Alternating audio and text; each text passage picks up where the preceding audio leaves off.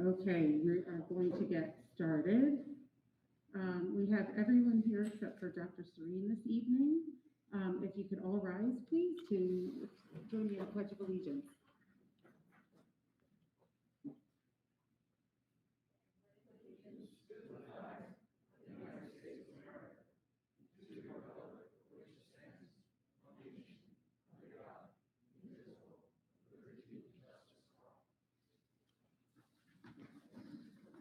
Thank you. Before we get started officially with some new rules that have come into effect with the board agendas in the last couple months, we do have to have, we need a motion to start off. A motion to amend the agenda to include a motion to adapt the health and safety plan that was adopted in August of 2021.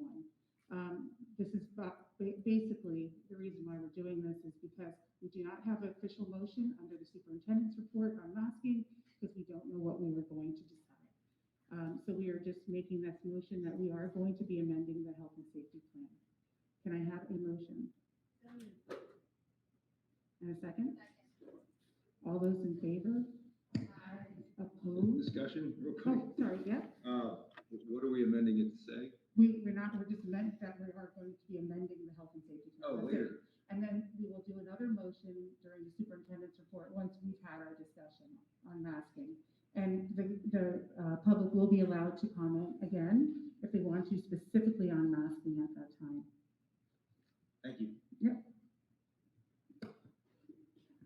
Okay, moving on to, we did vote, didn't we? Yes, we did. We did vote. Is for the sign-up sheets. I appreciate the community's help on this. Thank you. Okay, we have visitor comments. Comments will be limited to 3 minutes per speaker. Comments are to provide input to the board on items that are before us to vote. Speakers must be district residents and sign in. Because this is a business meeting, there will not be a response period from the board. We ask that comments be directed to the board, refrain from offensive language, and may not yield your time to a speaker that has already utilized their 3 minutes. And our first speaker is Mr. Paul Diebel.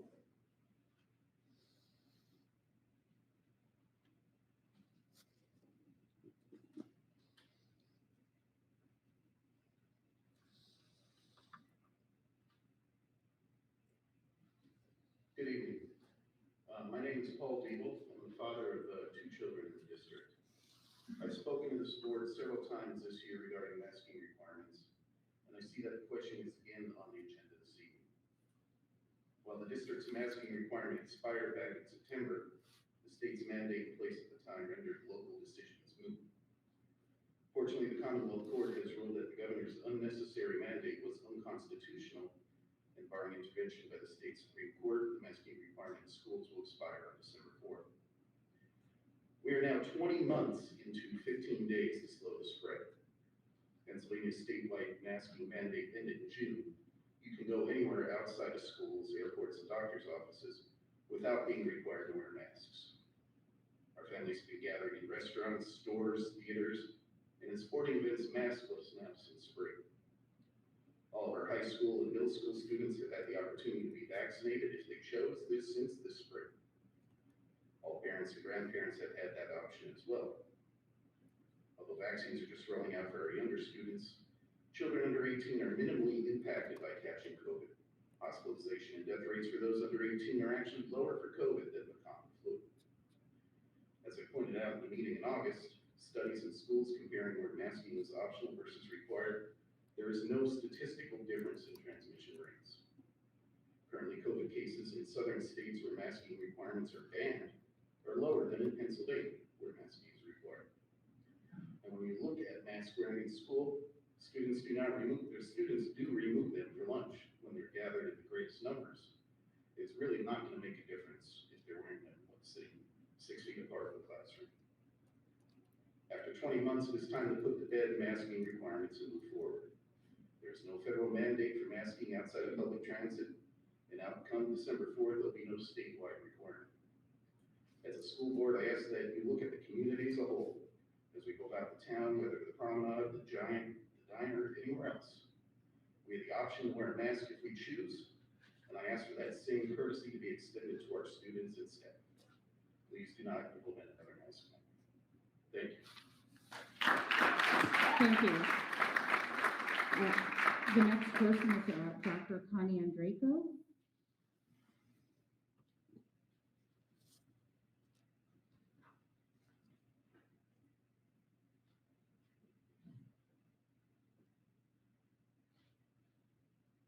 Thank you for this opportunity to speak. I'm the mother of 4 children, one who recently graduated and 2 in 10th grade on 8th grade.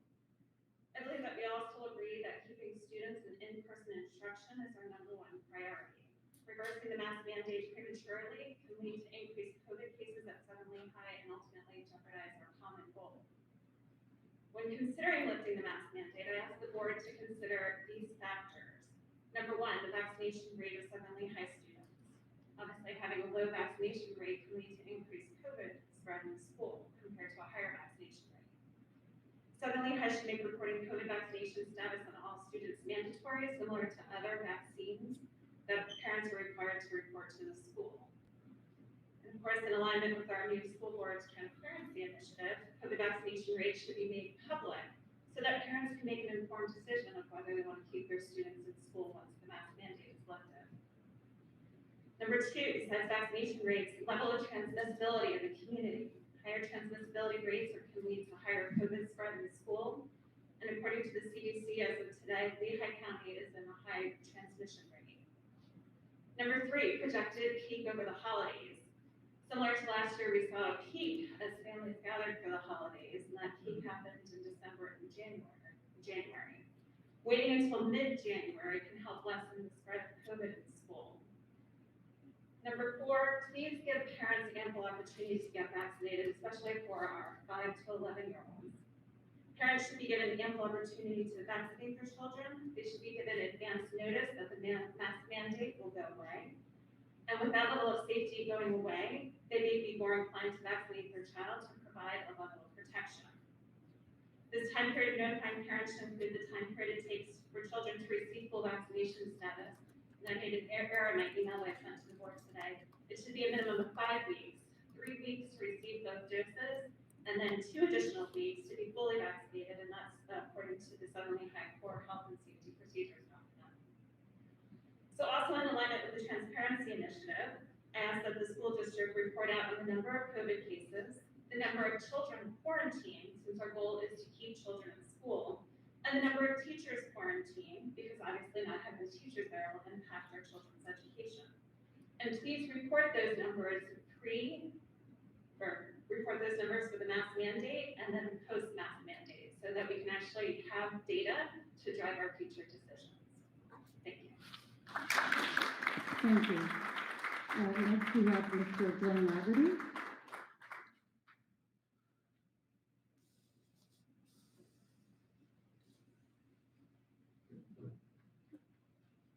Good evening. My name is Glenn Laverty, and I'm speaking tonight in favor of masking. Given the uncertainty around the statewide mask mandate for our schools, I'm asking the administration and board to amend our health and safety policy to add a mask requirement for our district. While vaccinations are now available for children ages 5 and up, no one under age 12 is fully vaccinated yet due to the timing requirements of the second shot. We should also remember that many students have siblings at home who are not yet 5 and still cannot receive the vaccine. They also deserve your consideration. I'm as eager as anyone else to get rid of masks, but we cannot take this step prematurely and risk a significant outbreak of COVID before the holidays. Our children have missed too much already. Some may feel that making masks optional is a reasonable middle ground, but unfortunately that simply is not the case. Masks help prevent someone who is sick from infecting others. They are significantly less effective at preventing someone from becoming infected once the disease is airborne. This is a matter of public health and safety. We need to be making decisions based on data and expert advice. I will remind the board that we know that masks are effective at preventing the spread of COVID, and this has been demonstrated in our district. When this school year began, students at Liberty Bell were separated by only 3 feet while eating lunch with their masks off. This led to a significant spike in cases those first few weeks. Only after separating students to a distance of 6 feet did we see a decline in positive cases. In our classrooms, our students are separated by a distance of only 3 feet, and for many activities, social distancing is not maintained. If we cannot space our children 6 feet apart in the classroom, we need masks to prevent the spread of COVID. Finally, I will remind the board that the state requires all close contacts to quarantine for at least 7 days without masks. Every child within 6 feet for a period of 15 minutes becomes a close contact. With our current desk spacing of 3 feet, a single positive case of COVID will result in many other students missing school for a week. If we want our unvaccinated children to have in-person learning, our district needs a masking policy. I would also like to take a moment to thank Jennifer Smith, Anita Desai, M.A. Nord, and Kathy Parsons for their years of service to this district. School board members are volunteers, and I'm sure it often feels like a thankless job. Please know that your efforts and hard work are appreciated. Thank you.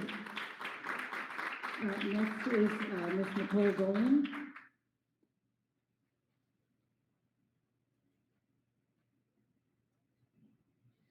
Hello, my name is Nicole, and I'm here to ask that you vote for reinstating a masking policy. On August 23rd, this board voted to have a universal masking policy other than pre-medical or developmental exceptions. The plan was to revisit that policy at the end of September, since that lined up with the number of weeks the district's health partners recommended for having such a policy. It was not revisited at the end of September, though, because of the PA mask mandate for schools. The reasons for a masking policy in August have not changed. The district's health partners recommended it for a certain number of weeks. Have they given an updated recommendation? If so, what is it? The CDC recommended it then, and as recently as November 5th, they still recommend, quote, universal indoor masking by all students aged 2 and older, staff, teachers, and visitors to K through 12 schools, regardless of vaccination status.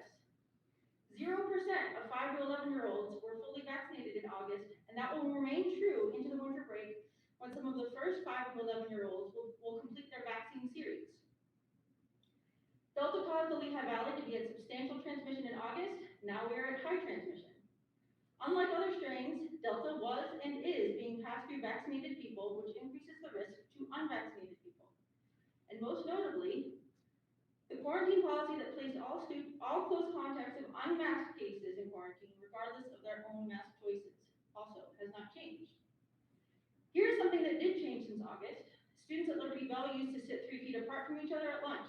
This was the only time students were indoors with their masks off for more than 15 minutes. Liberty Bell then had a mini outbreak. First, it was 1 positive case, then 2, 2, 5, 7. Then lunchtime spacing changed to 6 feet by recommendation of the PADOH. The district adjusted their plan. We have not had another outbreak. Yay!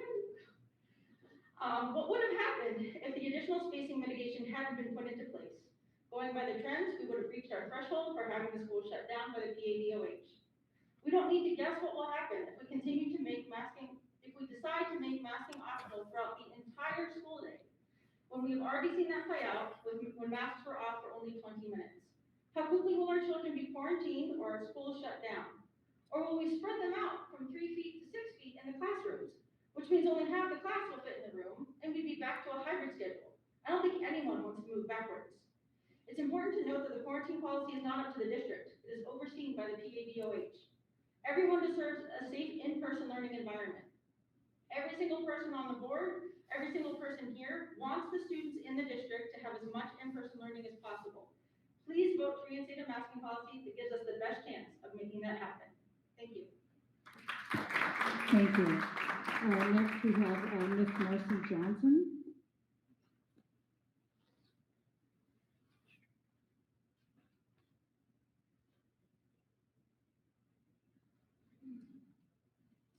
Good evening. I'm Marcy Johnson. I'm a parent of 2 Southern Lehigh students, and I'm also a licensed clinical social worker providing mental health care to our community.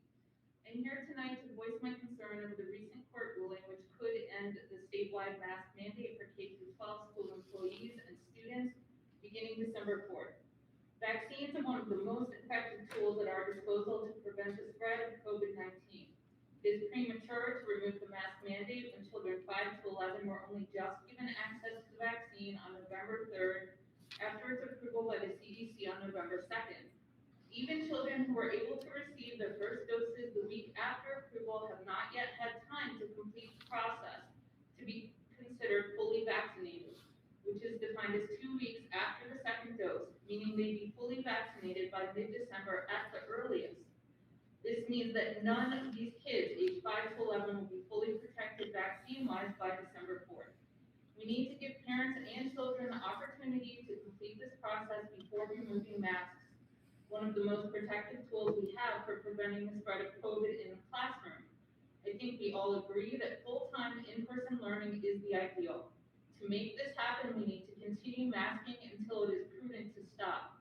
Currently, COVID numbers in the Lehigh Valley are trending upward, and with the Thanksgiving holiday this week and December holidays coming, families will undoubtedly be gathering in larger numbers, many will travel to visit family, and most will be indoors unmasked. If we are not requiring masks after the December break, we can expect our COVID numbers in classrooms to climb and spread unchecked. We may then face what none of us wants, which is increased numbers of staff and students quarantining, and the potential for more drastic measures, such as the shift to virtual school to prevent the spread. Why not be proactive? I would like to see a motion to continue the school mask mandate for at least 2 weeks after the winter break, after which we can revisit and reassess, basing our decisions on the nationwide and local trends and transmission rates at that time. We cannot responsibly make decisions to make masks optional now when we don't know what the transmission rates will look like in the future. We can, however, look to the upward trends we saw at this time last year and at the current increase in COVID cases happening now across the country and in the Lehigh Valley and say it is the logical and responsible choice to continue the mask mandate for now, to put public health at the forefront of our decision-making and to err on the side of caution. Thank you. Thank you. Next, we have Ms. Melissa Woodring.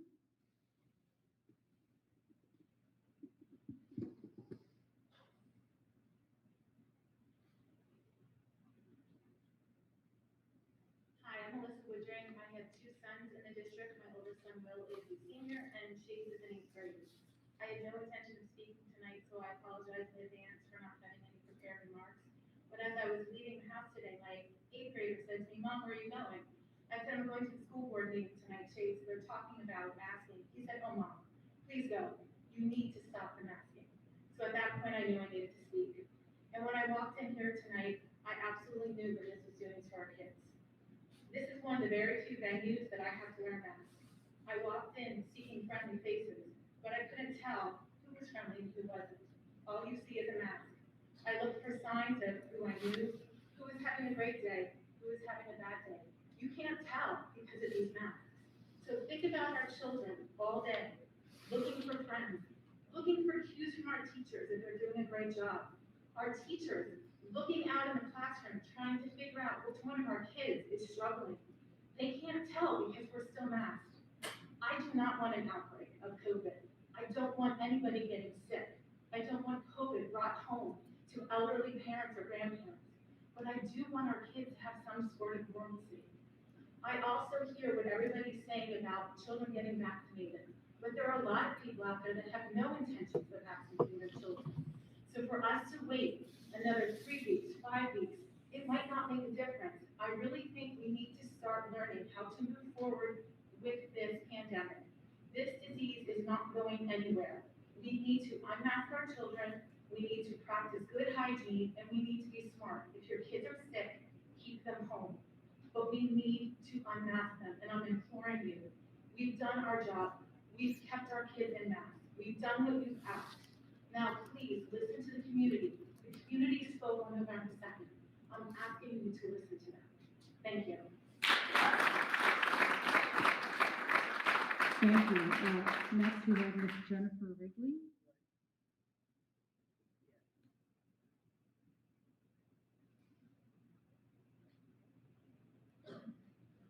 Good evening. My name is Jennifer Wrigley. I'm a parent of 2 Southern Lehigh students and a first grader at St. Mike's. I believe every family should be able to choose if their student wears a mask at school.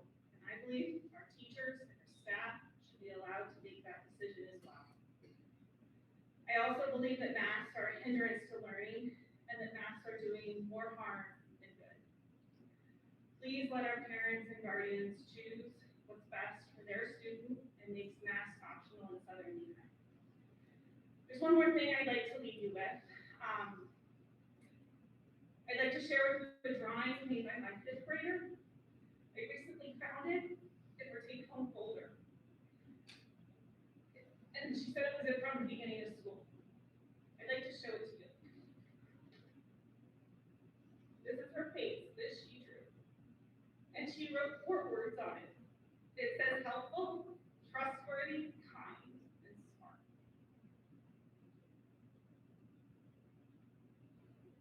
And if you fold it up, there's max in front of it.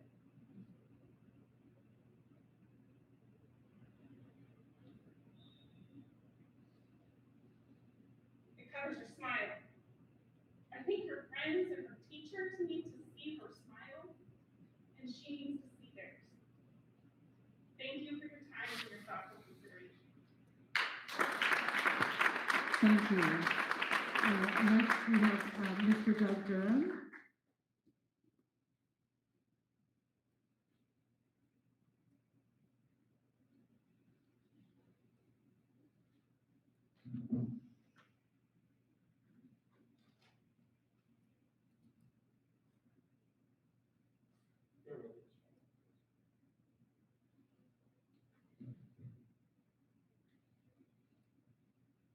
As a parent of 3 children in the district, I will tell you that we will never report our children's vaccination status to this school district. Comparing this vaccine to vaccines that have been around for decades or longer, effectiveness and safety is just not medically accurate.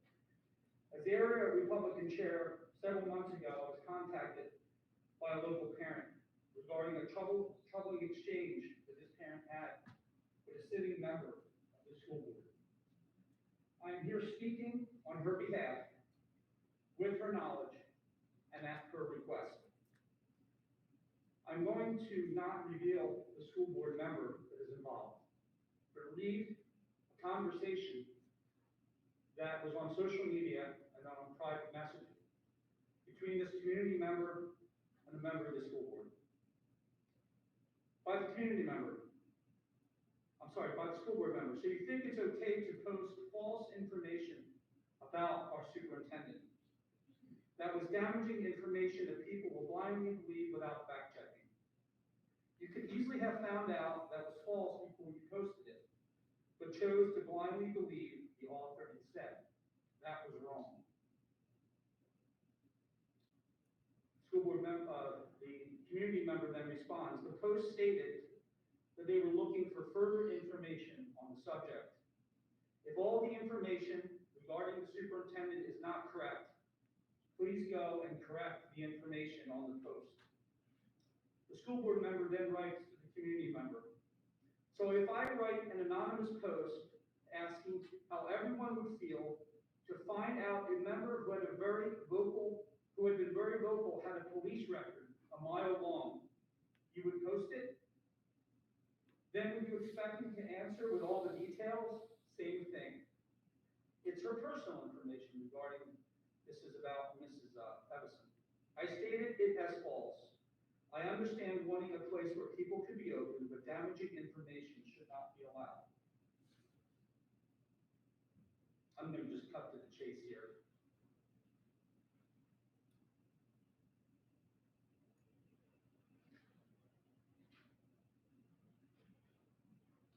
Bear with me.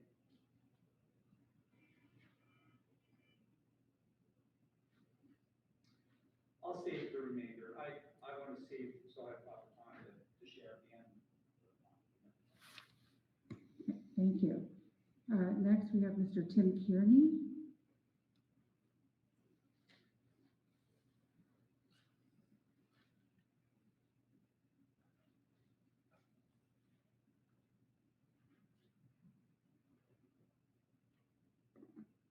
My name is Tim Carney, and I have a daughter in the high school. I was a teacher last year who believed that simply by masking, I reduced the likelihood that people would get sick or possibly worse. Last week when I volunteered in another district, the first grader I was tutoring leaned over and I thought was gonna thank me for tutoring them, but instead had a coughing fit in my face without covering his mouth, as little kids sometimes do. I was very thankful that I was vaccinated and that we were both masked, while understanding that the negative consequences odds were very low. Teachers are not in offices, they share one room with 25 people most of our school day, and at the elementary level, we are very close to them with ties, shoes, zipper coats, and much more. We value parents' rights, but in Pennsylvania court and other courts' rulings this year, those rights are not unlimited and should not undermine public health efforts. Mask effectiveness. One recent study showed schools with no masking requirements were 3.5 times more likely to have an outbreak. We don't want that. A British Medical Journal article last week in their review of its 6 masking studies showed that masks led to a reduction in COVID incidence. A recent Pennsylvania court decision possibly ending mandates, in no way was based on mask effectiveness. When I tore my hip last year, I didn't go to the dentist for advice.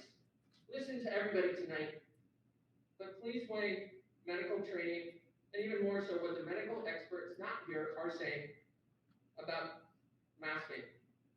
What are those experts saying to us? The CDC recommendation, updated November 5th, has not changed. Universal indoor masking regardless of vaccination. A pediatric infection control director says masks keep kids safe in school. In a Harvard website article last week, a professor in health metrics said, let's not even talk about it until the spring. We shouldn't prematurely celebrate. We should be very wise. We're talking about our children and our future. Back around September 1st, you voted 8-1 to mask. Now the 7-day average for case rates in both Pennsylvania and in our Lehigh County are more than double what they were when you voted. Just today, the morning call stated Pennsylvania has our highest COVID hospitalization rate numbers since February. This is what groups said back in September when you voted, when the cases were half what they are now. The Pennsylvania chapter for American Academy of Pediatrics, the Academy of Family Physicians, Children's Hospitals of Philadelphia and Pittsburgh said things like, masking is the best way to keep students in the classroom. Pediatricians agree. A mandate is appropriate. We support the requirement, and our review of current evidence is that masks are effective. We believe everybody should mask, particularly during school. Our own St. Luke's, masking helps create safer school environments. To me, the best advice, follow the metrics. Low community transmission, we're higher now than when we voted last time. Low hospitalizations were higher numbers, and high rates of vaccination. I don't know what a vaccination is. Mr. Carney, if you could just wrap up your comments, Yep. please. One more Thank you. sentence. Hear what everyone has to say tonight, but especially medical experts, especially experts with expertise in the field, rather than this retired educator. This mask in no way hides my personality. I'm friends with everybody in here. Thank you. Thank you. Next we have Christoph English. I'm sorry if I said that wrong.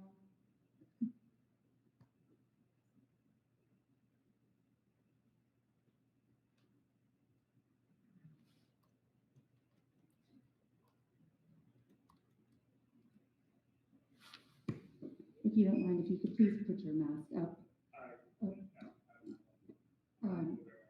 Well, we do require masking for while we're in here.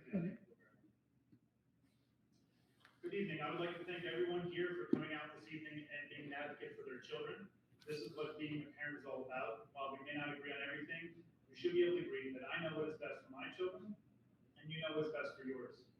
I can stand here and point to data just like many have and will, but personally, after reviewing a lot of data, I come to the logical conclusion that our children are the least likely to become severely sick and or die if they contract COVID-19. I also cannot ignore that every adult staff member of Southern Lehigh School District, as well as every person here tonight, has had 19 months to get their physical health in order and or receive a vaccination if they so choose. I could point to all of this, but it would fall on the deaf ears of those that have been elected to make fair, balanced decisions, as well as those that are not open to hearing what others have to say. Whether or not our children should wear masks at school is no longer a discussion about health or safety. Maybe this was true for the first few months, but from what we have seen over the last year, it would be hard to argue that this has been about anything other than top-down control. When the school year was about to start, I was happy to see that masks would be optional for our students. This was and is the best solution for our communities and our schools, as it allows for those with differing risk assessments to participate together. However, what we soon saw were two groups of people, those who want to make decisions for others and those who want to make decisions for themselves. This has affected more than just our schools, but also our community and our country. Our entire existence on this planet is nothing but risk assessment. Many of you, if not all of you, drove or rode in a car to the meeting tonight. You might have walked across the road, took a hot pan out of the oven, rode your bike, changed the light bulb on the ladder, or cut some vegetables. All of these activities include risk, and many of them we do with our children. All of these activities include risk, and many of them, not only that, we teach them how to do all these activities, but we teach them how to do it safely so that they can limit, not eliminate, their risk of injury or death. Zero injury, illness, and death are unobtainable and utopian goals that should not be taught to our children. If masks and vaccinations are effective, then there is no reason to mandate them, and those that choose to have them will have nothing to worry about. If they are not effective, then there is also no reason to mandate them. Why can we not teach our children that all humans get sick, and this isn't something to fear? Well, if we did that, then the people on the board in front of us today wouldn't have been allowed to get away with everything they have over the last 19 months. As for the election of the new board members that will be your replacements, they will be held accountable for their actions just as you should be held accountable for yours. Good day.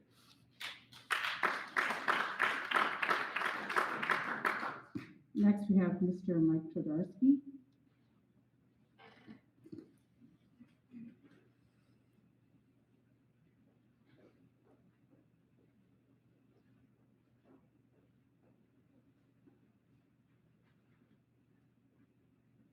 Hello, I'm here to talk to you guys about two things. One is the mask issue. While it's wonderful that parents are concerned, whether you're pro-mask or pro-choice, that's all great. At the end of the day, it's about following law. And while that sounds really simple, you guys on this board have an issue with doing that, with right to know, disseminating kids' information to the CRT firm, and other issues. The law has changed. You say it in your opening in the current status. I'm gonna ask that you guys follow the court ruling and give parents back choice for their children. The other issue that I wanted to talk to you about is, I brought it up at the last meeting. We have a sitting board member who's not leaving the board after this meeting that was cyberbullying online. It's dangerous. They put two people's addresses online who were running for the school board and two of their supporters. I ask you if you have a code of conduct as this board, and I want an answer, and I'm gonna keep coming back here every meeting and asking you until I get an answer. You wouldn't accept cyberbullying and doxing from a 12th grader, a 7th grader, or a 3rd grader. I certainly don't expect it from a sitting board member. I expect that person to apologize to those they did it to and find a way to be able to work with the new incoming board moving forward. I don't think that's an unreasonable request. If there's not already a code of conduct for this board, I would hope that you would all have a discussion about setting one. Cyberbullying and doxing is not okay.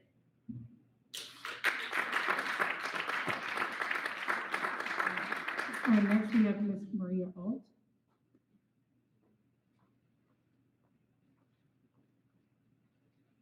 I am speaking tonight regarding the mask issue.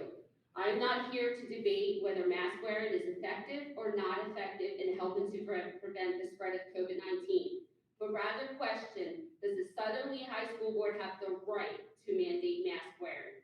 From an attorney, please note the DOH order was an illegal order from the beginning, and any continued masking, social distancing, and contact tracing will continue to break this community and leave the district open to lawsuits. Please remember that it is not legal to quarantine healthy individuals or prevent healthy students from receiving an education within the public school system.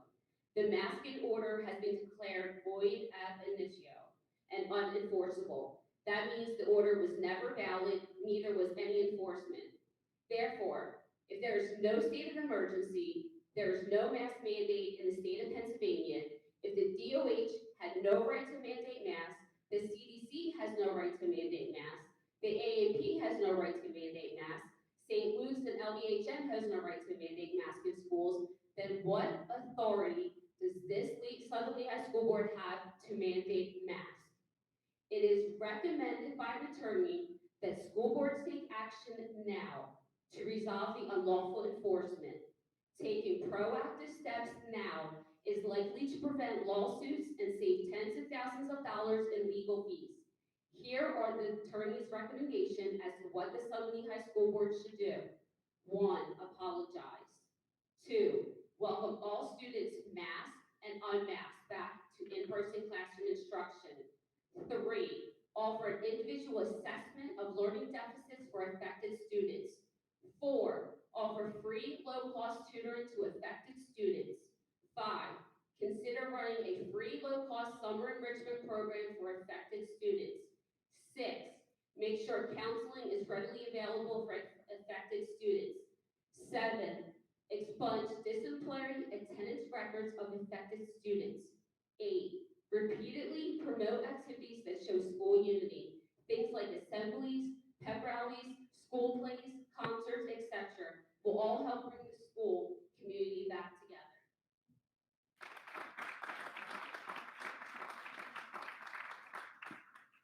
That concludes our visitor comments. Moving on to the minutes.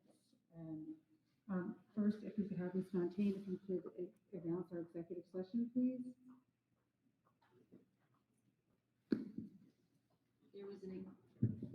There was an executive session this evening, November 22nd, to cover personnel matters and updates. Thank you. Moving on, can I have a motion to approve the minutes of November 8th, please? Any questions or comments about that? All those in favor? Aye. Opposed? And abstentions?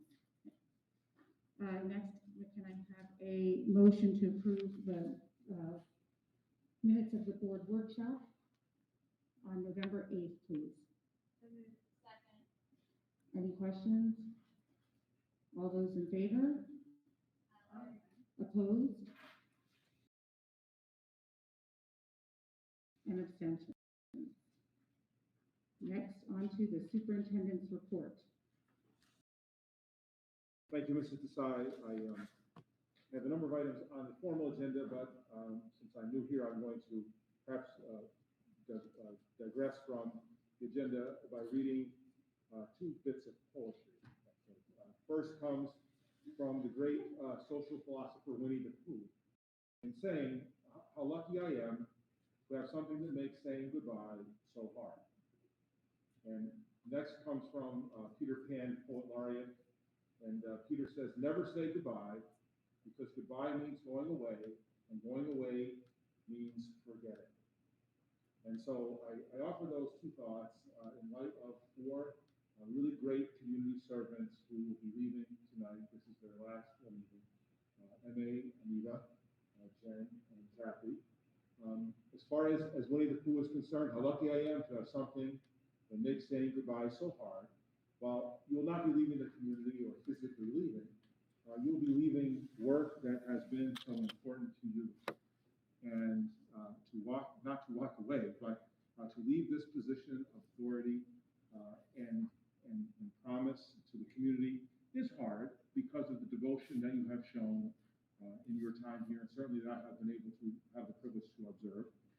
And then, as far as Peter is concerned, never say goodbye, because goodbye means going away, and going away means forgetting. Now, that may be a feature, not a flaw, to some of your departures here, but my hope is that you will not be leaving and forgetting, but rather engaging in different ways, because your voices and your talents are so very important to our future here, and we certainly hope that you continue to share them, perhaps on the other side of the table than on this one.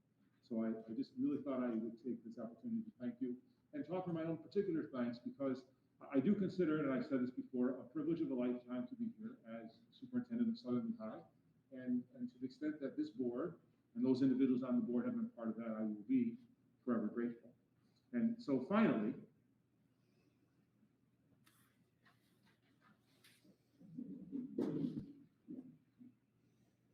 I understand that has been a long-standing tradition here in Southern Lehigh to have a particular gift for the outgoing board president. And so, Mrs. Desai,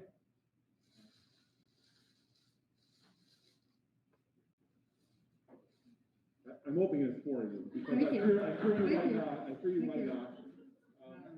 But the policy is that the outgoing board president has a gavel, and there is some irony in passing this along because a gavel is forceful, a gavel is a weapon in a way, and it is a way to grab attention and focus from others. But I can think of no one who needs a gavel less than Anita Desai because of her grace and her kindness and her thoughtfulness and her compassion. While I pass this along, I'm quite sure, Mrs. Desai, it's something you will never, ever need. So thank you. Thank you.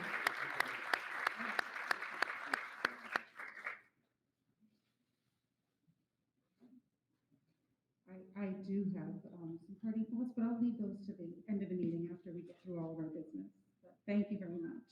And so, I have to say, if anyone ever said I was going to be sitting in this chair, I would say never. As the present chair. So I tell my kids never say never. So that's where I ended up. And so with that, on the masking, we go. Yes. That being put out of the way. The board is well aware that we have an obligation to consider masking at this time, as members of the community have said. And so this is obviously, it's the board's approach and the board's discussion. And I did take the liberty of putting together a series of thoughts that may or may not be useful to the board, but we could either go through them or just open it to discussion, and however the board would like to proceed. I know it is unusual to not have a formal motion on the board because of emergent circumstances. We thought it important to have this discussion first, and then make a motion. So we could either go through the points or however we would like to proceed. Does anyone have comments they would like to make? Or can we move to a motion? No, anyone?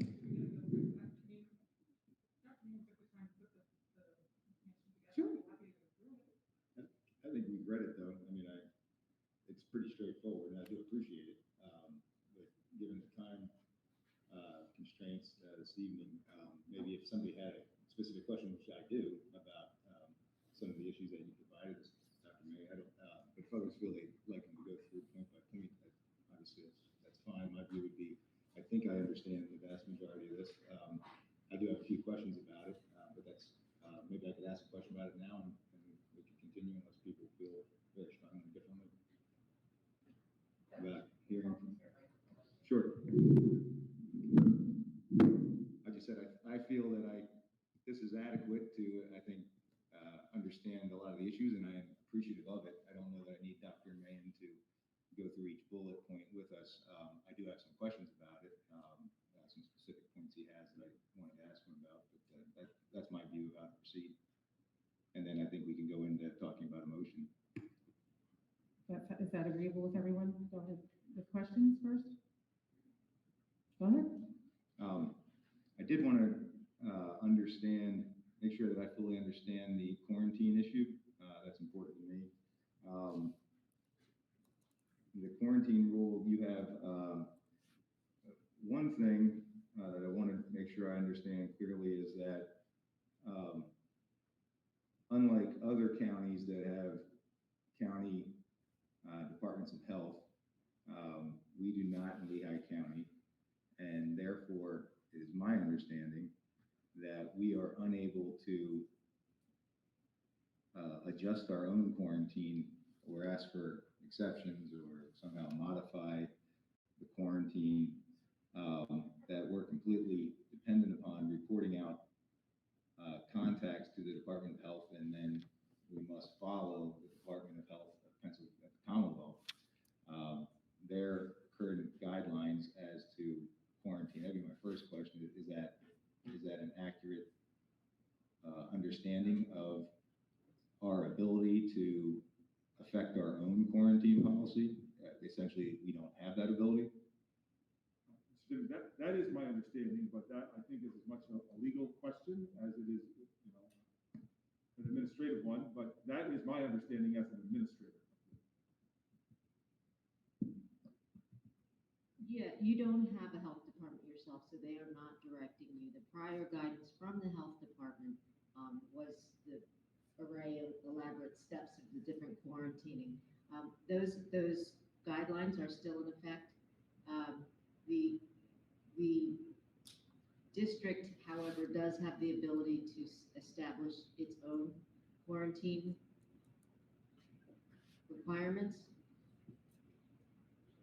So can you explain that to me? That's what I'm sort of getting at is, do we have the ability to choose ourselves who needs the quarantine and for what period of time? We have reviewed the Department of Health's prior guidance on quarantining, and that again was guidance. It was if you don't have your own county health department that you would be bound by, then you should follow their guidance. The federal government has said you should follow their guidance. So much of your funding mechanism is based on your proactive assertion that you will follow the guidance that is available to you. So with some wiggle room, I guess, but if you go down that road, potentially you're less supported in changing your own quarantine rules, and that may have consequences for the district. That's absolutely correct. But it's, I guess, not precluded, but perhaps not wise from the solicitor's standpoint. Not wise. Okay.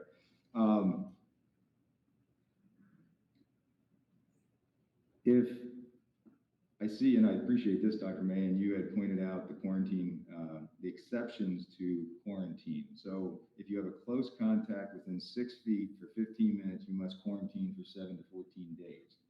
That's this, we're talking about the state, right? So that's a state one that we would likely be bound by. But there are exceptions. And then you note that fully vaccinated is an exception. So if a staff or student member is fully vaccinated, then they are an exception and they do not need to quarantine at all. That is my understanding. Okay. And that's very important to me. Is that everyone? That's the deal. Yeah, and I think there are some small, like they're asymptomatic, if the other close contact is not living at home, but by and large, I think it's very safe to say that that's correct. And then interesting, I guess they do have an exception for people that have had COVID. I didn't realize that within the last 3 months. Yeah. Oh, yes. Yes. Okay. And then this is where wearing masks would come into an issue, is that if you're unvaccinated, but you're both wearing masks, then that's also an exception. That is correct. Okay. That's a critical one, given our circumstances. Correct.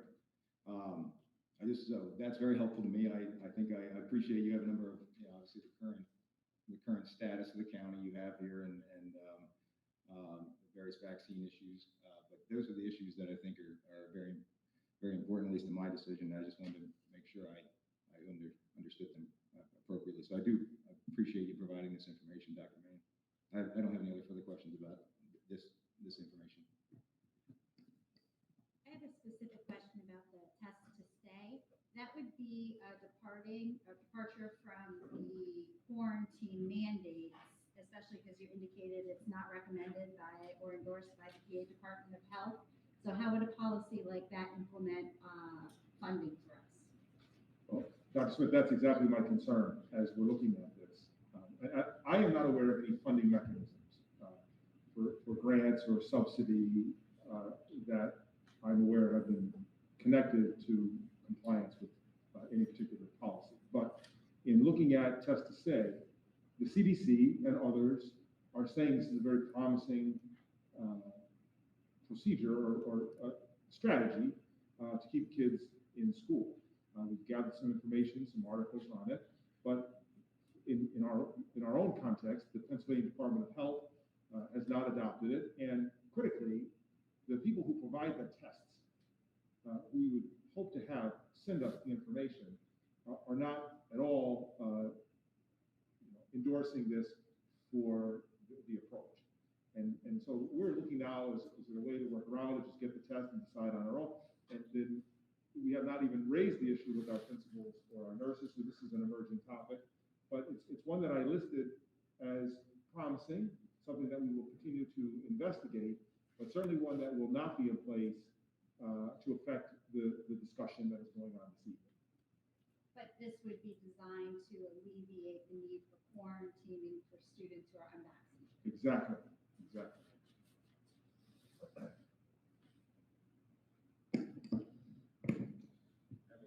Additional comment? Sorry. Yo. Sorry. It's been a long year. What I would propose to this board, more broadly now, as we sort of talk about what we might want to do, as a parameter for the way we discuss this tonight, is in light of, we had an amendment that the whole entire state, basically pulled back the governor's ability to have an emergency order that allowed this type of behavior. And then we had most recently an election, and I think it's fair, wherever you sit on the issue, I think it's fair to say the last election here for the school board, one of the, I think, main issues discussed was, and voted on, was these types of issues, masking and the ability to get back to school and those types. Not everything. Who knows why people vote? I'm not saying I know that, but I think it's fair to say that was an issue. And so tonight, I think it's appropriate that we do this. I mean, I'm not here to say we should just wait for a new board and vote on this. I don't think that is right, for the reasons that a couple people have stated. I think people deserve consistency, and they deserve notice to what is about to happen. What I'm hoping we can do tonight is maybe find some middle ground on this issue, so that some new board comes in, doesn't change it. Maybe they can, maybe they can't, maybe they could kind of jump through some hoops and do that, maybe they couldn't. But I think it would be nice, this board, to try to work towards middle ground. And I think middle ground is there, that maybe answers, obviously there's people that want this to go completely away. That's not necessarily middle ground tonight. And maybe there's people that think a full mask mandate on ending whatever going forward is the other side of the debate tonight. That to me isn't middle ground either. I hope we can maybe find something that is, the courts, when they look at these types of things, often ask, is it narrowly tailored, right? So can we achieve some of the safety and concerns that obviously, whether an election was won or lost, there remains a near, if it's a majority minority, they're slim, right? So there's a lot of parents that are nervous about what might happen. And likewise, there's some very passionate people that see the impacts of masks on their children and want them to stop, and they want them to stop tomorrow. And that's, both of them are right to feel that way. So what I would hope we could do is find a narrowly tailored answer to this, that's also time limited. So those two things, that maybe the 9 of us tonight, recognizing that we're not the board after tonight, recognizing maybe where things are going to some degree, based on the most recent vote. Can we find something that even a new board would find more or less appropriate, and certainly wouldn't look to somehow change in the interim, and get us through the holidays and find a middle ground that way? I think we can. So that's my thought about how maybe we approach the issue tonight. If anybody wants my thought on one, I can give them that, but I don't have to take that over. I'm happy to hear someone else's middle ground thought. And as an attorney, I don't often like to put the opening bid out anyway. I like to, I end up having to negotiate against myself. So that's my thought. I'm curious what other people think is middle ground, but I think we can. And I think that would be the way to best serve our community. I think people need consistency. And I think if we do something too extreme on either side tonight, we're not going to have that consistency. And I don't think that's really the best outcome for everyone. So I'm curious to hear what people might think is a good middle ground to achieve some some of the concerns people have stated tonight.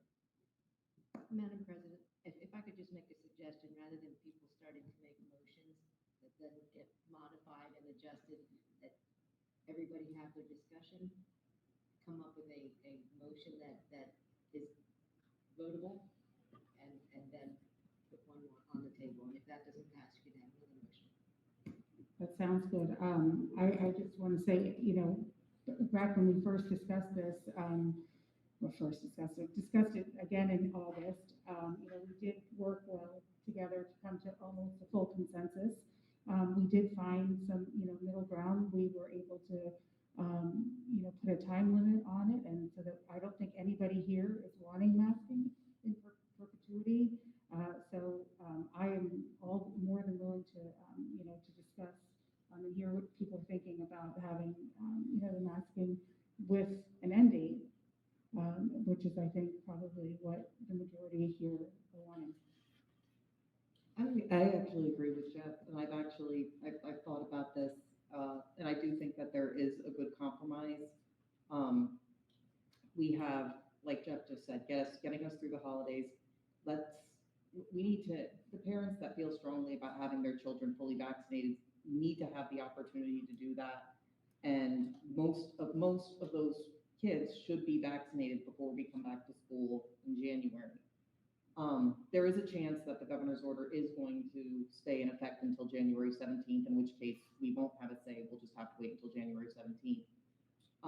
What I was going to suggest was our first school board meeting of the new year is on January 10th, if I'm not mistaken, I think, right? January 10th. So what if we put an end date for the 11th? And that way, if for some reason the kids come back to school at the first week of January and there's 60 of them that come back with COVID, we do have the chance to prolong it if we need to, if we have the school board meeting the night before.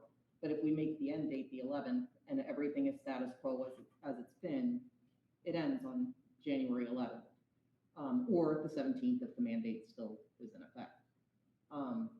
I don't think anybody, at that point, the holidays are over, we have to be on the downturn. Every parent that has wanted to get their child vaccinated or get vaccinated themselves has had the time and the opportunity to do so. I think that that's the best way to go. I'll say, I also agree. That's exactly what we did in August. We time limited it. We had, extensive discussions, and I think it also allows us to look at the local data, after the holidays and make, the new board will be able to make a decision based on what the case counts look like, and if it seems necessary or not. I don't think anybody wants to mask in perpetuity, it's been said. So I do think it's important that we give appropriate time for people who do want to get their children vaccinated. There are kids who are immunocompromised and have unvaccinated younger siblings, so I think it's incumbent upon us to give all of them the opportunity and notice that's needed. The only thing I would say in terms of the 11th versus the 17th, if for some, I'm not aware that it might be stayed until the 17th, but if that's the case, I think it would avoid confusion to have two different dates. So I think it might be simpler just to pick the 17th, just because if you don't want to have two different dates, that might confuse people. So I would probably lean towards the 17th, and it gives us a full couple of weeks after the holidays for the cases to clear. But other than that, I'm in full support. I agree with you. I thought that also, as long as you get into mid-January, then the kids that want to get vaccinated, the families want to get all their children vaccinated, will have that opportunity, and it will be 2 weeks after the holidays when people have gotten together. So that should be safe, assuming there's not another variant that comes up that knocks us back again. I guess one of the things that I consider, if, it's really about the eligibility for vaccination for families and choice, then there's really no need to continue the mandate for the high school and the middle school. Because whether you're in elementary school or intermediate school, middle school, high school, there's a probability that you have siblings who would, at this point, then fall under the 5-year range who would still be at risk. So You know, if we're looking to that as the rationalization for keeping the mask mandate, I don't think that it makes sense at all for the middle school and high school. The only reason I disagree with that is because there are a lot of families that have not yet vaccinated their children because we're still masked, and we're still giving them notice that, hey, come January 17th, your high school, middle school, or whatever, masking is not going to be enough. Well, masking will still be an option, but it's not going to be widely worn. So if you were thinking about getting your high school or middle schooler vaccinated and you were on the fence, it's giving those people the notice and the time to get their kids vaccinated too.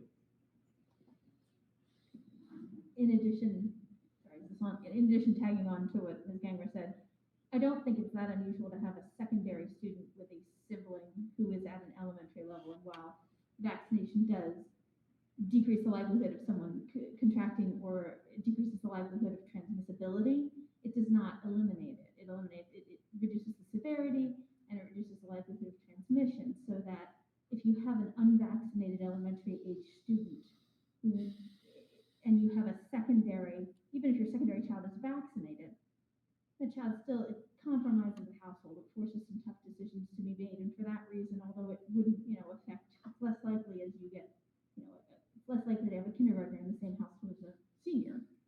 But I think there's a lot of crossover in that middle ground. And, in this community, I would, for that reason, and for the consistency argument and the predictability and ability to plan that both Ms. Ganger and Mr. Dimmick brought up, for that reason, in addition to the date consistency that Ms. Nord brought up, I think the easier this is to communicate to our families, the easier it is for them to plan, the better for our whole community.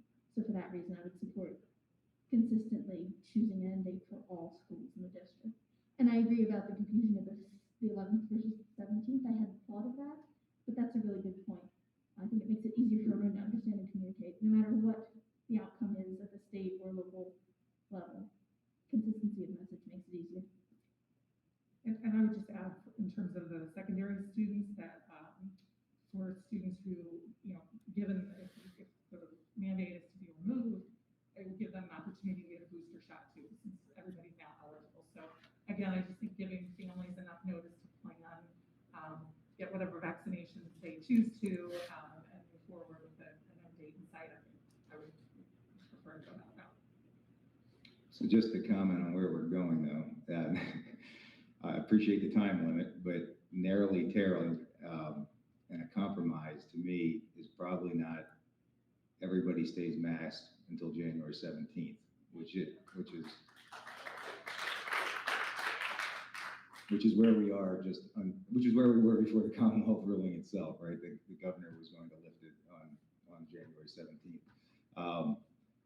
To me, I think and again, we'll vote on it and it is what it is, but I think we need to continue to think of ways that we can, I'm persuaded, myself personally am persuaded that ages 5 to 11, those people that desire to have kids fully vaccinated should have that opportunity, should have notice and have an opportunity to do that. I'm partially persuaded by the idea of an increase of illness potentially through travel over the holidays. But to Ms. Smith's point, some of that I'm less persuaded with on those populations that have had ample opportunity to acquire a vaccine, which is anybody outside the age of 5 to 11, and a booster.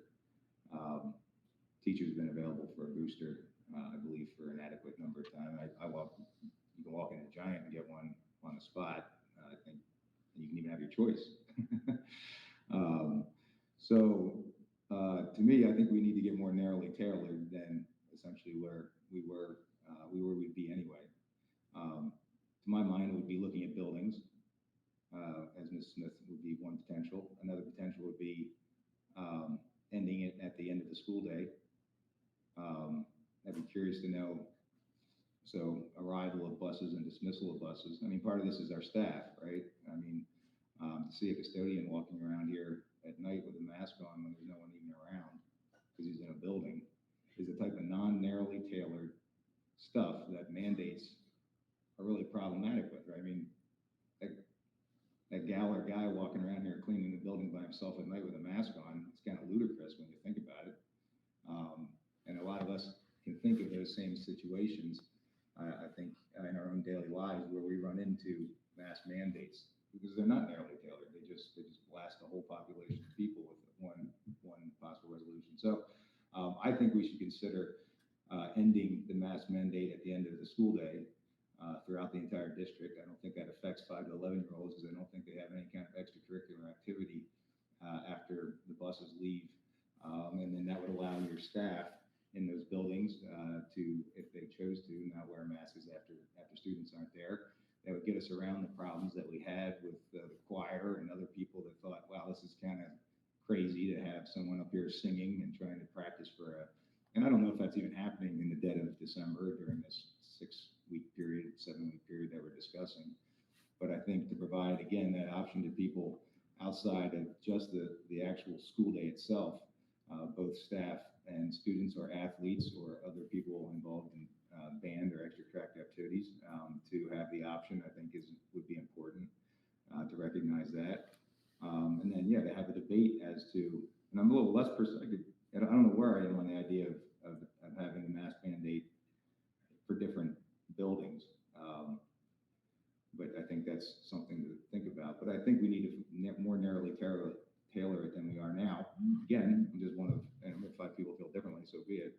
But I think, I don't know that just stopping it, and I also don't think the 17th is appropriate. I think something along the line of Ms. Gangaware had mentioned, I think ending it on that Friday before and again, I guess we're debating over 5 days, 10 days, but I think it shows a willingness of this board to narrow this thing down as much as possible while also addressing the concerns of people that are on the opposite side of it. And I think that's what we're trying to achieve tonight. So those are the kinds of things I would suggest that we continue to think about and work on before we craft this motion.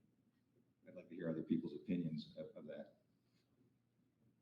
I actually really am kind of on board with the after-school thing. A lot of the after-school activities groups, the ones that are sporting, they're not wearing masks to be practicing now anyway. And like Mr. Dimick said, there are so many different teachers, custodians and whatnot that are in the building that are sitting there by themselves that are masking that I don't think is necessary. I think that unless somebody can give me a reason why not, I think that sounds like a nice compromise too. I have a question about, Mr. Dimick clarifying, we're talking about, we're not floating the idea or giving like a false hope about on buses, because that would still be, what specifically, are you talking about in buildings? No, I'm not talking about, I mean, I wish I could talk about buses. I know, right. But the federal government, I guess, unless somebody wants to tell me differently, my understanding is transportation is not our bailiwick. So no, I wouldn't be talking about, I'd just be talking about your typical building, whatever the arrival time is, or frankly, whenever kids begin to arrive, then they should be masked. And whenever and I'm talking about certainly the elementary and IS people, and I guess we can debate other buildings. I'm not sure where we are on that, but my idea would be if you go to the IS and the elementary schools at the minimum, and maybe the other schools too, depending on how our discussion goes, you show up at school with a mask on, and then when you are dismissed from the regular school day and from the last class, you get on your bus and with your mask, or you go outside the door and you take your mask off. But and then everybody left in that building or who come back into that building for school-related events or even community-related events or anything else, that would be mask optional to those individuals, and likewise to the sporting teams that are still around in December, or other band or choir, or all those would also be optional after the end of the school day. That would be my thought. And I haven't thought of everything, so that's why I'm kind of throwing it out there. I don't know if Dr. Mahan would know better. Maybe there's a really bad reason to do that. Right. I'm not thinking of some group of people. I'm wondering, part of my question there was, wanted to flesh out what you were thinking more, because I'm wondering if in trying to be finding compromise and making this easier on everybody, if we're in fact making it administratively and from an execution, from an understanding and from a consistency, if we're actually complicating. For instance, I'm going to give you one example. How do you interpret that at a middle school level where the kids are dismissed from classes and those go onto buses where they have to have masks, but then the rest of the population sits in like the Voices Cafe or wherever for 25 minutes until all the bus is clear and the parents go to pick up. So you're not on a bus and it's after school, but you're all sitting in the cafeteria. And I just know about that circumstance because I live it. I am sure there are a multitude of other circumstances. I'm not a teacher, I'm not a building principal, I'm not someone who oversees other activities. That's just one that pops into mind. And so I'm wondering if, in an effort to make this better for everyone, we're actually ignorantly trying to make it worse. And so yes, Dr. Mann or anyone else, I would welcome. I think that's my personal thought. I think whenever we try to, simplicity, I have learned in my years on the board, simplicity is the heart of success.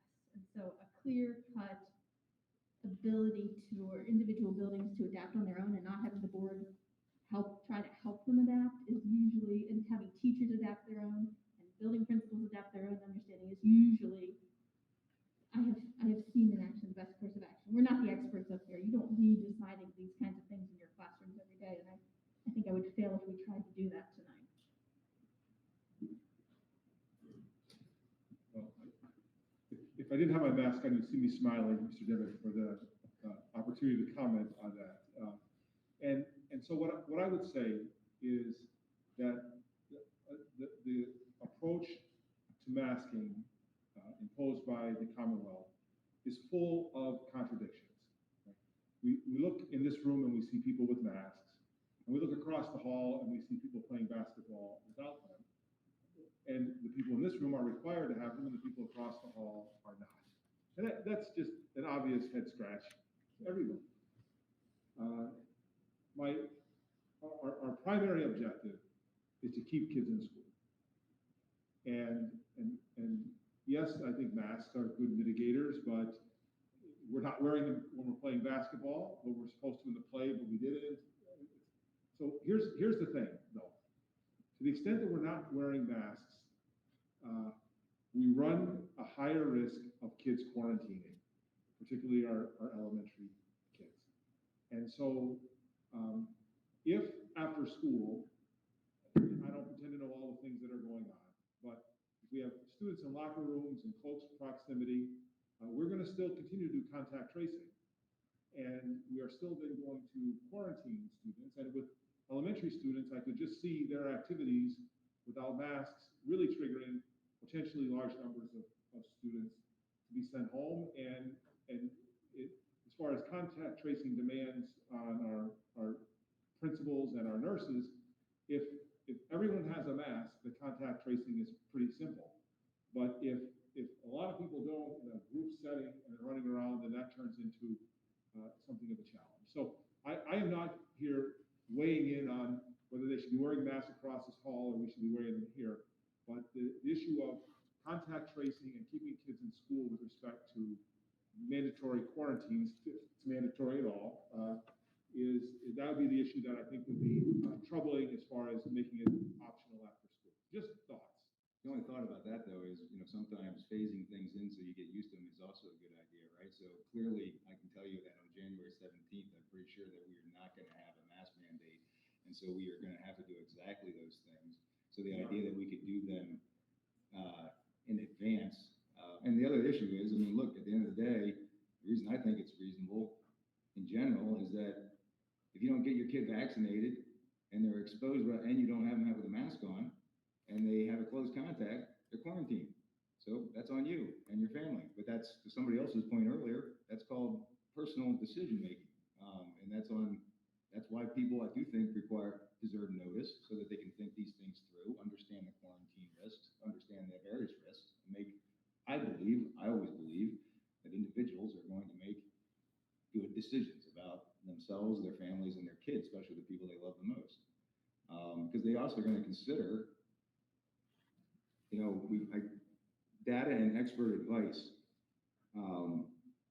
Just to be clear, a year and a half ago, 2 years ago, the data and expert advice was to not send kids to school, period.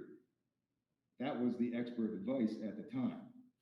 And it was terrible advice in retrospect. And I have a pretty good feeling that probably in another year or two, there will be a number of studies that will likely show the effect of having now a kindergartner in its who would now be in the first grade, never seeing their teacher's face or their peers in school, having issues with social cues and nonverbal learning, right? I mean, and again, I'm not a doctor, and I'm not saying I am a doctor, but the idea is that we still should have some common sense to think about the consequences. It's not all no consequences to the idea of masking everybody all the time. So I think it couldn't be too hard for us, and we're going to have to, in my mind, because I think that's where, I certainly hope that's where we're going, is to, in the new year, at a minimum, not have the masking. We're going to have to find ways of better contract tracing and notifying people. So we maybe should get used to that to a degree in a phase-in of a narrowly tailored mask mandate now that goes essentially full after the holidays. That would be my comment about that. I think we can do that. We've shown a great ability in this district to, and our kids have shown a great ability in this district to react and ask what they've been told to do, and they've done a good job at that, and so has our staff. So I still keep coming back to the idea. I think we need to reach to more narrowly tailor this mandate, and I think ending it at the end of the school day in this district. And again, you have choices as a parent. If your kid is 7 and she's in Girl Scouts and there's a meeting at the school after hours, and you don't want her to go to that because she's either not vaccinated or not fully vaccinated, or maybe she's vaccinated and you want her to go anyway, because people might, or maybe not wear, or maybe you should ask your Girl Scout troop whether they themselves think it's a good idea, and we're going to mandate amongst our troop that they have. Who knows what people will come up with? But I think that's great. That's what people do. And so you have all those options. But the school says, we've got to begin to move away from this because we recognize the imposition on people's liberties and also the effect it has on students. And we also recognize the health consequences of it as well, which is why we're considering that too. But that's my view, that we got to reach here tonight to allow some greater freedom for decision-making for our students and their families. And I think ending at the end of the day in the district is certainly, again, in a time period where I'm not sure how much these buildings are being used over the holidays. Maybe they are, maybe they aren't. I suspect they are to some degree, but probably by sports teams that aren't wearing masks. To your point, Dr. Megan. I hear what you're saying about having to get out of this place at some point and having to do a better job, more aggressive contact tracing without masks. My issue with that for right now is that our numbers are going up, that our numbers have gone up tremendously, and the hospitalizations, more importantly, have gone up. So that's where I have a concern of doing that now and quarantining students now, when we can perhaps make an adjustment until the beginning of January, if it's not January 17th, back to what Ms. Gangler mentioned on January 10th for the next board meeting. My issue is keeping kids in school with the quarantining. That will definitely increase with the numbers the way they are right now. I would agree. That was exactly my thought, is that, when we had this last discussion in August, and one of the speakers tonight said, the case counts have doubled since we voted in August on the mandate. So I'm not sure that, if the concern really is the effect on students, they're still going to be masked in the classroom, right? So I'm not sure that the benefit of eliminating it for extracurriculars after school warrants the risk, just given the increased case count, the fact that people the 5 to 11 aren't fully vaccinated yet, haven't had the opportunity. So, I think if the case counts were better and we weren't seeing these rises, and kids in 5 to 11 range were fully vaccinated, I would be completely comfortable with that. I'm less comfortable given those two situations. So looking at our COVID-19 dashboard, our numbers are not high for the number of students or number of individuals who contract COVID. I can't go back far enough to compare it to what our numbers looked like last year, But, you know, I'm venturing to guess, like, in any given month, with the exception of the initial outburst that was at Liberty Bell, we're under 20 cases, which is a very less than 1% of our population. So, It would be hard to imagine there being lower than. Right, right. So, you know, while I'm looking at these Lehigh County numbers, they are not reflective of the numbers that are happening in our school. But that's with the mask, yeah. Mitigation. Right, which is one mitigation strategy, but it's not a comprehensive mitigation strategy. So, you know, saying It's that. not, right, it's not gonna eliminate it, but it's gonna mitigate it. Do we know, about the percentage of, staff and students that are vaccinated? We have no idea. I was asking if we knew the percentage of students and staff that are vaccinated. I'm not, I do not believe that we ask anyone to report their status.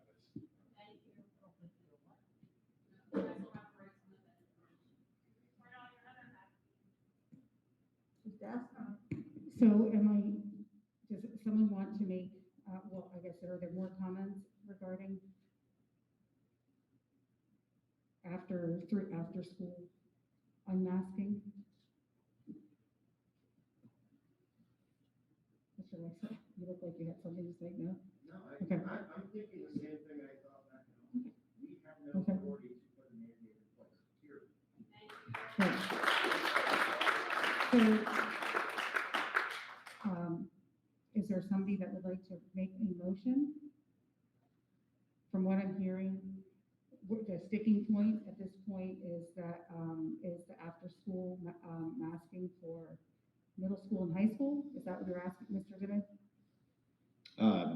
Any building. And Also, any non-school building, the administration building would not be, wouldn't have a mask the entire day because there's no students in there.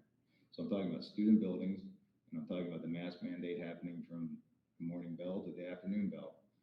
Otherwise, in our buildings, there is no mask mandate. That to me is not what I want. That to me, I would also then just, I mean, I'm sort of where Bill is to some degree, but you know, again, I recognize the other side of the coin, and I'm trying to find some middle ground. I'm sort of also where Jen is, where you know, outside of the 5 to 11-year-olds, people have had an ability to vaccinate, and a lot of what we're talking about, you know, doesn't seem to me that you need a mask mandate for the high school and middle school under that reasoning, and it's pretty good reasoning. So all those things are, so again, to come back to, I mean, I'm not going to support a mask mandate that ends on the 17th, that has everybody in the district masked, because that's not narrowly tailored in any way. That's what we currently have. And I think it's, again, I ask for humility of this board, to find some middle ground on that. To me, that's not middle ground, whatever. I mean, I'm I'm used to that. So we'll take a vote on it. But that was, I don't find that to be too much to ask. And heck, you know, who knows what 4 new board members will do? I don't know. But I certainly don't. I'm sure there's a lot of people that aren't happy about my suggestions tonight. I'm quite certain of that. But that's where I am.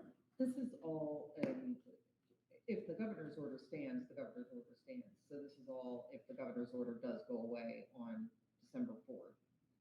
Right. I'll take a shot at it, Anita. All right, so I would make a motion to remain masked during the school day until all students who are leaving the building for the day have gone, because that needs to address Mrs. Gaiman's concern of kids that are waiting in like the Voices Cafe or whatever. Until all students that are leaving are discharged for the day until January 11th, because the school board's first meeting of the new year is on January 10th. And if there would be any need to prolong it at that point, we could discuss it the night before. But if the board decides that they don't feel it's necessary to continue, then as of the 11th,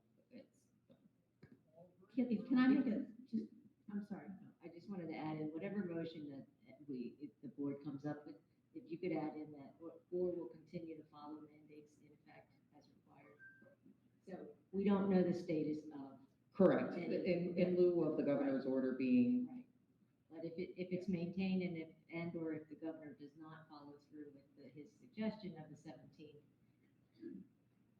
correct. Right.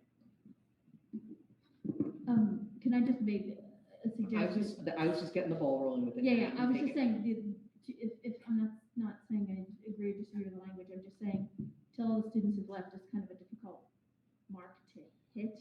Do you have a suggested, like, time or end of student day or end of teacher contract day? I would say until all of the students are discharged for the day. So if you're leaving on either a bus or your parent pickup, you're wearing your mask until either you get on your, well, you have to wear it on the bus. So when you leave the building to get on your bus, or until you exit the building to get into your parent's car. I guess where I'm going with that is, what if you have, particularly at middle school or high school level, kids hanging out to get additional help or make up a test or a quiz after school?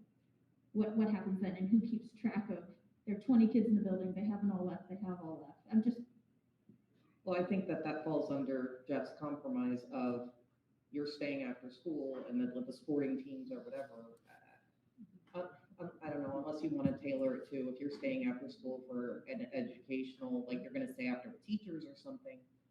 I don't, Jeff, do you have a suggestion for that? I'm throwing it back to you, Jeff. 30 minutes after dismissal would be my suggestion, just to make it. I'm down with that. I think that that's fine. Until 30 minutes after the dismissal bell, I think that would be okay. So, Ms. Fontaine, have you been writing that down? So, for us, if you could read it back to us? The current version would be a motion to remain masked during the school day until all students, for 30 minutes after dismissal for all students until January 11th, or mask will continue if there are mandates required. Is that the official motion then? Yeah, and like I said, I'm open to suggestions on, I just wanted to get the ball rolling on it. I'm open to changes or tweaks, but yeah. I heard the word students in there. Are you including staff, and are you like, I'm not actually, I'll just go ahead and say the ball rolling. I still agree with some of the sentiments said. I disagree with the allowance of, if the goal is to keep kids in school, regardless of the efficacy of masking. If the goal is to keep kids in school, we know if everyone's wearing a mask, kids get to stay in school, especially going into holidays. I will personally say that I think it makes more sense to our community to mask until we don't. So my version of this as a board member, if I were writing this, would be to only have the date there, January. I would not go until the end of it. If the goal is to keep kids in school, our transmission rates are double what they were when we wrote this the first time. That would be my 2 cents as a board member. I don't support the language of ending it. If the majority of the board does. I personally, on a personal level, 100% agree with you on in an effort to find some sort of compromise. To try to make some sort of headway, make some sort of compromise. That's why I threw it out there like that. I would still look for language that talks about a school building. So if you're a maintenance person down in the bay down there, you're good to go. If you're an administrator in the admin building, you're good to go. We're talking about only school buildings. That's the last part I think is important that I don't think you currently have in your motion. So you're saying just to add in the school district building, in the school buildings, in the academic buildings. Yeah, instruction buildings, I don't know exactly what would be the best legal term to definitely nail down what we're talking about, but I'm talking about essentially our buildings only where students are involved in education, having a class. So not the admin building, not some of the superfluous buildings that are kind of spread out where there might be here and there some mostly staff and employees working. I don't see the point of having them under the mask mandate if it's narrowly tailored. I'm fine with adding that in. So do you, my other concern with the word student was in there. I just want to make it clear that we're not just asking students to mask during the day. I mean, that was my understanding of Ms. Ganger's motion. It modifies the building, not students, it's student buildings, you know what I mean? Okay, that's, I'm just making that clear, that not. It's essentially schools. right? Yeah, okay, school, student buildings. So anybody in the school, visitors, staff, students, obviously during the school day would be masked. That's essentially what we're talking about. Anybody else in any other building would not have to. And then after 30 minutes after the last bell, anywhere in the district, if they come into buildings, they would not have to. But they could. So in terms of practical applications for our students, it's removing mask mandates for extracurricular activities. The effect on the student, I agree, that is essentially the effect on the student. But it also provides a time certain for everyone that's a district to know. I think if anybody's watching the board meeting tonight, they should probably have fair warning that on January 10th, what is this slightly modified version will, I think, highly likely, no matter what happens tonight here with a vote, I think it's highly likely that if, to somebody else's point, the something doesn't change with the courts and the governor, that on January 10th or thereabouts, you're going to find yourself in a school district that doesn't have a mask mandate. Can't always predict the future, but I think people should start to think that way so that they can make good decisions for them and their family. And that's why I support doing this, because I am in support of giving people notice that we don't just spring a pretty major change for people's lives. And I know some people would like that, and I get that too. But there are a lot of people that I think maybe this impacts whether they are going to get a vaccine for their child, even one that's not 5 to 11. Maybe they've just been sort of waiting to see how vaccines work out for kids slightly not in that category. And now this is the final thing that pushes them to make a decision one way or the other. I think, in fairness to parents, that's a reasonable accommodation. So yeah, but excellent point, Ms. Smith. I agree with you that essentially the impact on a student that's not in an extracurricular activity or coming back into our school for some reason after 30 minutes after the bell is not much, unfortunately from my perspective, but again, trying to find a middle ground. I did also, it was Tuesday, January 11th. I say that because in the event that, like I said, 60 kids come back from the holidays and all of a sudden we have a huge outbreak in the school and we do need to continue masking for whatever reason, we can choose to do that the night before on the 10th. We can extend it. But I don't see that happening, but at least it covers us so that if we would need to extend it, we could, but we wouldn't have to. If we don't choose to extend it, it'll end on the 11th, on Tuesday, the 11th. Yes, so can you redo that for us, please? The current version, I believe, is a motion for all students and staff to remain masked in instructional buildings until 30 minutes after the last bell until January 11th. All students, staff, all individuals, volunteers, whatever your reason is for being in the building. I thought that was the intent.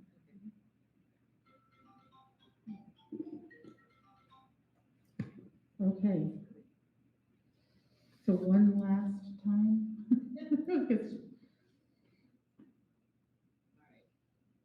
So we'll say it this way. A motion that all persons shall remain masked in instructional buildings until 30 minutes after the last bell until January 11th. And that's the motion. So is that, Dr. Smith? Can I just ask a clarifying question? What about extracurricular activities that occur before school? Because I know there are a lot of groups that meet early before classes. I would say mask. For my motion, I would say, because it's the beginning of the school day, you're starting off the day, I would say that from the minute students walk in the door until 30 minutes after the bell, mask is what I would say. That would be my. So I was just asking for the clarification. Yeah, I think it's a good clarification. And again, I think I had mentioned from the morning bell, again, staff who this would largely impact, many of whom are there well in advance of that bell, maybe sitting in a room by themselves. Again, not narrowly tailored. That's why these things I don't think are ideal.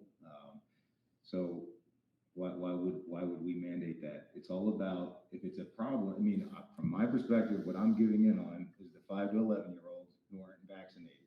There's no 5 and 11-year-olds in the building prior to the first bell when they're arriving. Well, there actually, I mean, there are, you can start dropping your kids off at 7:10 or 7:15. And you don't have to do that if you know the rule. So if you don't want your kid see, this is where people need to begin to think about making good decisions but if you don't want your kid there, this is what I'm talking about, your decision to do that or not do that shouldn't necessarily impact everybody. I don't think we should be making decisions that based off of the 10 people that might want to drop their kid off early, then just don't do it. What if I'm a single working parent and I need my childcare situation is such that I've worked out that every day, like clockwork, I drop my family off and go, what's 15 minutes and what's a couple of weeks? I mean, I'm just trying to make people's lives easier. Because what I would prefer to do is none of this. That'd be where Bill is, but I'm trying to, my point is, I'm trying to find a middle ground.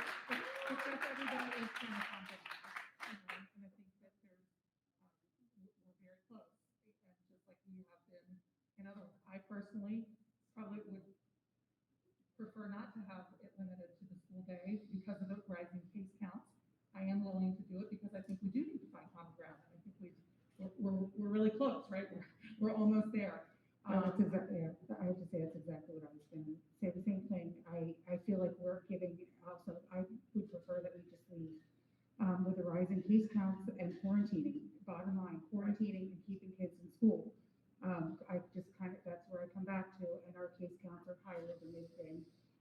Hospitalizations are higher than they've been. So I do think that we are compromising. We're all compromising, not just you. So.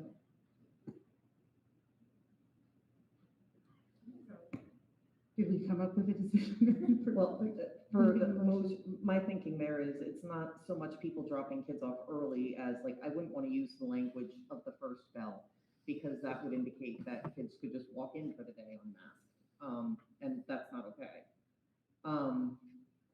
Use your 30 minutes. You have 30 minutes after, 30 minutes prior. Well, you're asking the staff to have to police that when kids are coming in, and is it 30 minutes? Is it 25 minutes? Is it 28? Is it? So I think we're asking again, making this a bigger burden than it needs to be for the staff. Well, actually, if you say 30 minutes before, 30 minutes before, 30 minutes after. If you say 30 minutes before, that would cover any time that people would be coming in early to do stuff, wouldn't it? No, it doesn't. Okay, sorry.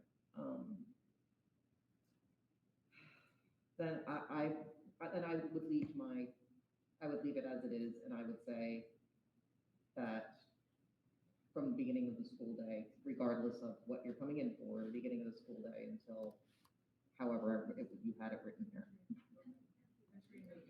Entry into the building, yeah.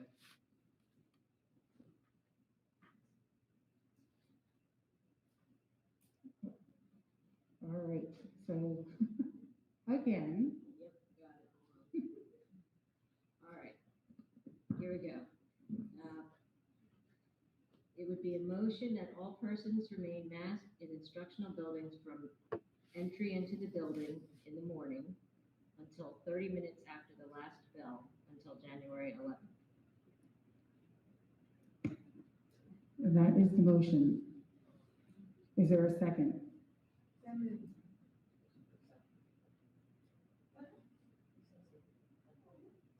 I think we've discussed it. And, oh, yep, thank you for reminding me, thank you. At this time, we can have, because this was a new motion put onto the agenda, we can have public comment regarding only the masking. Can I ask a clarification question? Sure. So that will mean that all of our holiday concerts, the public does not have to be masked for, correct? Correct. Okay, so what is the school's liability for contact tracing at a public event? That's a very good question, Jen. Really good question. And What is it for a football game, right? I mean, well, that's outside, Jeff, so you don't have to mask. Well, regardless of our obligation, it's it's not a practical thing for us to do, so there will be none. Okay. I think just, not because we're not willing, just because it's not something that can be accomplished. Well, let's have the same, I keep trying to come back to the idea of, guess what's gonna happen on January 11th? So someday, this will stop. And we need to get into that mindset that vaccines are now readily available to everyone. It's endemic. It is what it is. So if you're not willing to do something now, then you're going to be wearing these forever, essentially, because it's not going to go away. That's what people, I think, that's the realization at least that I've come to, which is the way I'm voting the way I'm voting. I don't see any change magically on January 17th, March, April, and quite frankly, tomorrow. But again, I'm trying to find a compromise. But I don't think an excuse can be, well, how are we going to contract trace a concert? Because we're not. I'm not suggesting that we should. No, I know you're not. I know you're not. I personally No. don't. I would prefer to end the masking mandates in the beginning of December, but I want to make sure we're all talking about the same thing here and aware of our decision making. I really appreciate the fact that you brought that up because the concerts, the performances are family events, and going back to the fact that our younger populations have not been vaccinated. There's going to be a lot of concern by family members about their ability to attend concerts with their younger children if they haven't been fully vaccinated, and to be able to participate. So I would appreciate it if we could make some kind of a provision for those kinds of larger events. If we're going to go with this limited to the school day, if we can do something that would require masks for those incidents, just because of the rising case count, large quantities of people in. Well, but people still have the right to individually mask, just like when you go to any larger public gathering. I understand that, but the science really is that the masking prevents somebody from transmitting it. It's more effective at preventing the transmission than protecting you from getting it. So I would appreciate some mechanism to allow our families to participate in the concerts that have younger children who would have concerns.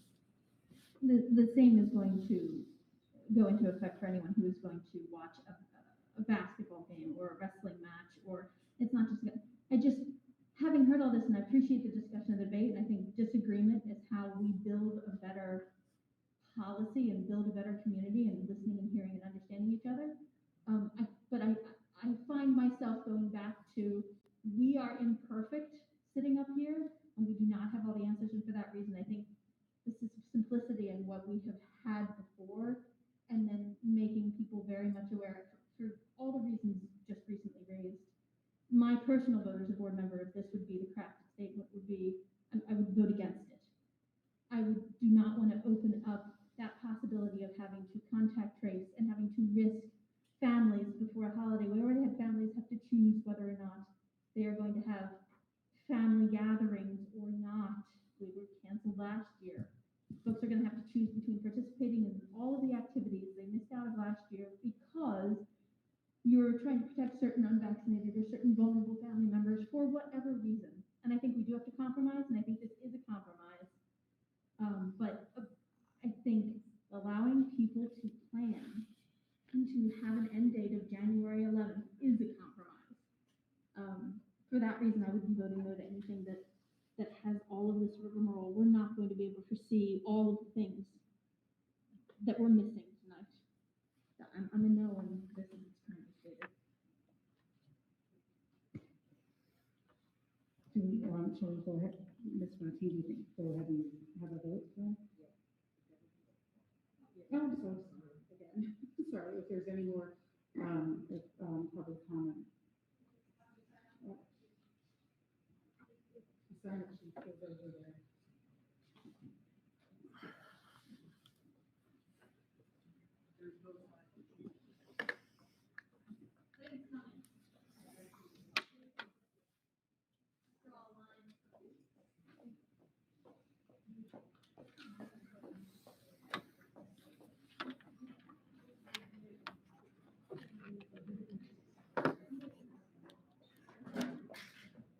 As everybody's walking around, we just want to remind you that the mask mandate is still in effect, and if you could Please make sure your noses are covered. We'd appreciate it. Thank you.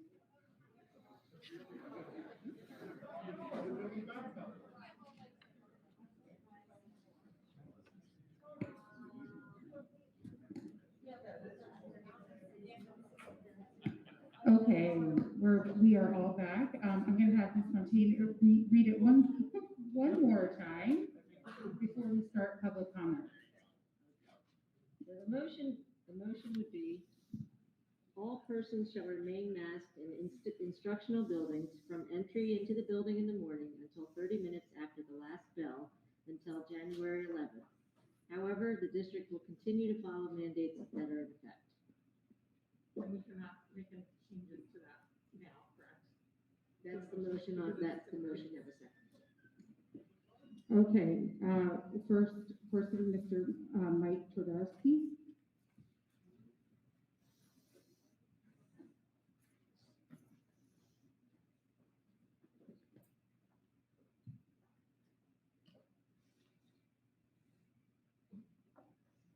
I'm gonna make this real quick for you guys in 3 minutes. I never understand this board. Every week or every couple of weeks when we come here, you have 3 people on the board that you completely ignore. You have Bill has asked you guys several times, do we even have the right to enforce this? And I think based upon the change in law, the answer is no. You have Jeff, who's asked you for compromise, and your idea of compromise is, shut up, we're gonna do everything the way we did it until the 17th again. And you have Mrs. Smith, who asked you guys very nicely, what are the stats in our school district? Nobody paid a word of attention to her question. We're not in an issue in this school district.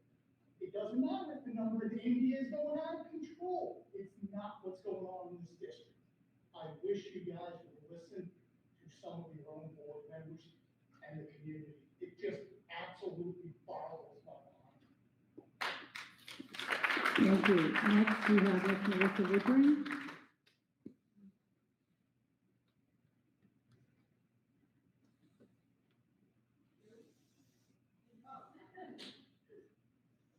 Mr. Gibbon, I want to applaud you for trying to reach a compromise, but I also want to remind you that all the votes that I've seen in the last however long I've been watching, there's never been a compromise. So thank you for trying to do that, but I also wish they would have heeded your advice and realized that things will hopefully change a little bit. But I also do want to say that the compromise you offered doesn't satisfy us who have been begging to unmask our children.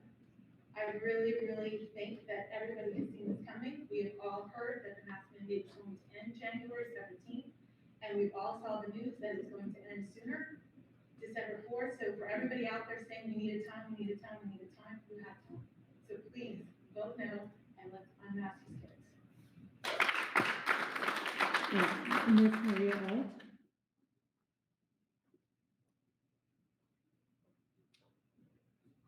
So one of the things that you mentioned was contact tracing.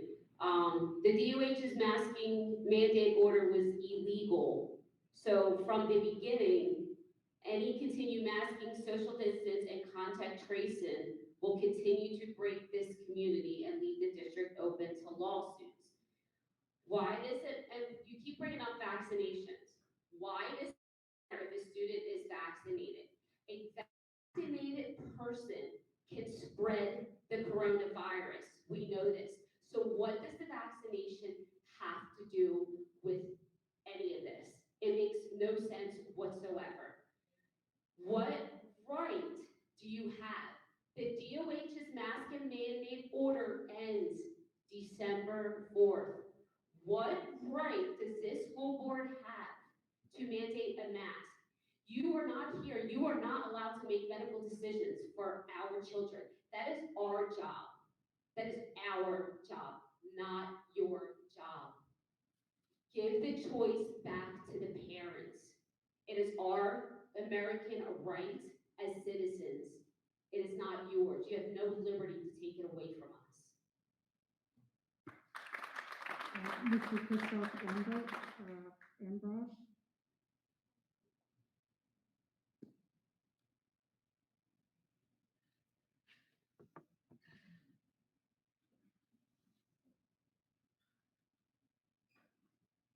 Start out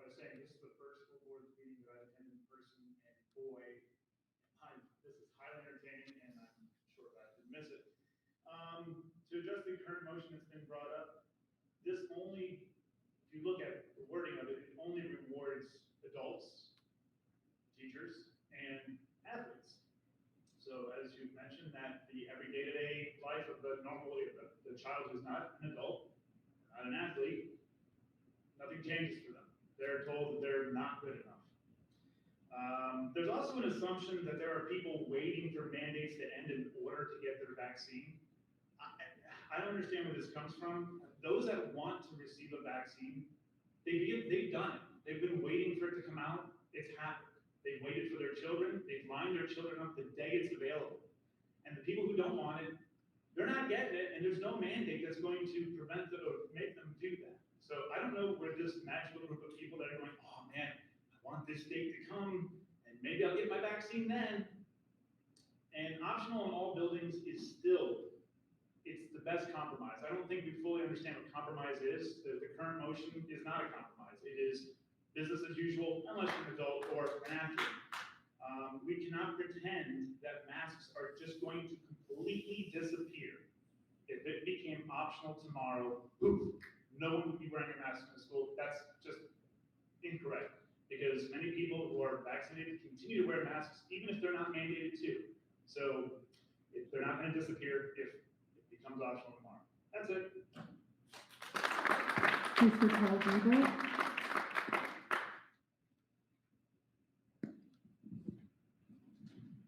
Again, I would remind folks to please keep your mask worn properly, which means covering your nose. Thank you.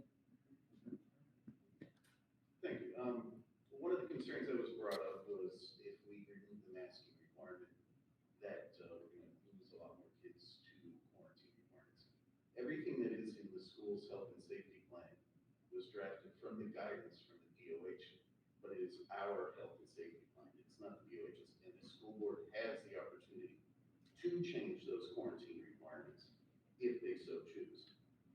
Additionally, regarding the masking requirements, although I'm opposed to any further masking requirements, I do like Mr. Dimick bringing up a compromise. And the compromise that I offer is, again, I brought up earlier, our middle school and high school students have had the opportunity to be vaccinated. They've been able to get a vaccine as early as last May. By now, everybody in seventh grade on up has had that choice. Why not at least allow the middle school and the high school to go maskless or mask optional if they so choose once this state requirement expires? And as a compromise, keep the elementary and intermediate school students masking required at least through the holidays and get through that period and they can finally get fully quote vaccinated. Thank you. Mr. John Schubert.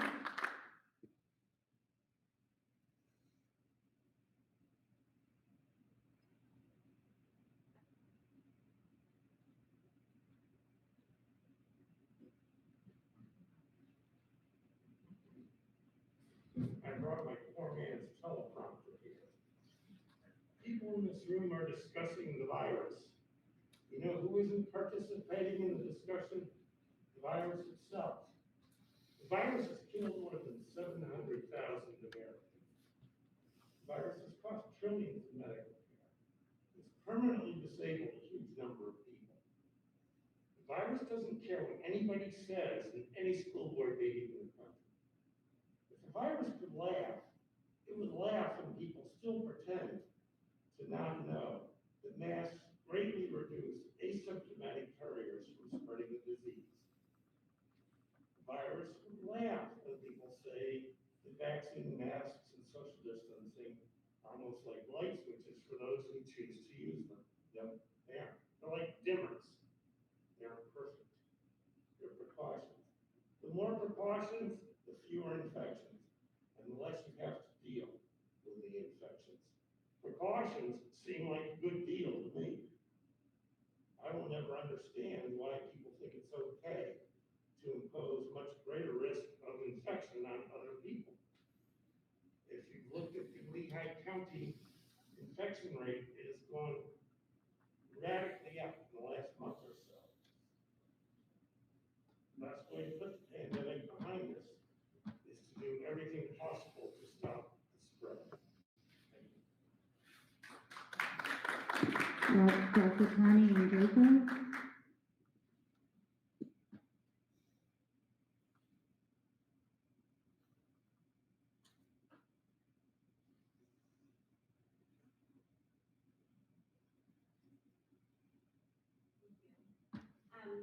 Again, I do want to applaud Mr. Dimick for the compromise, because, right, having something time limited that can be reassessed, I think is very important. Again, I ask you to consider vaccination rate, and I just will briefly explain why vaccines are important. Two, just to try to get through the peak holiday season, we saw it last year, it's projected this year, we're seeing numbers already go up. So to have something go beyond the holiday season, I do appreciate that, so thank you. I'm curious to see what our school physician, Dr. Gibson, what her opinion is. I also invite you to look at the American Academy of Pediatrics, the CDC, people who study and do public health every single day. And I fully recognize that this is an individual rights versus a public health issue, and there's a tension there. And that's hard, but what happens is your individual rights becomes my problem when you're hospitalized and my taxpayer, your dollars are going to pay for it. Who's paying for all this COVID?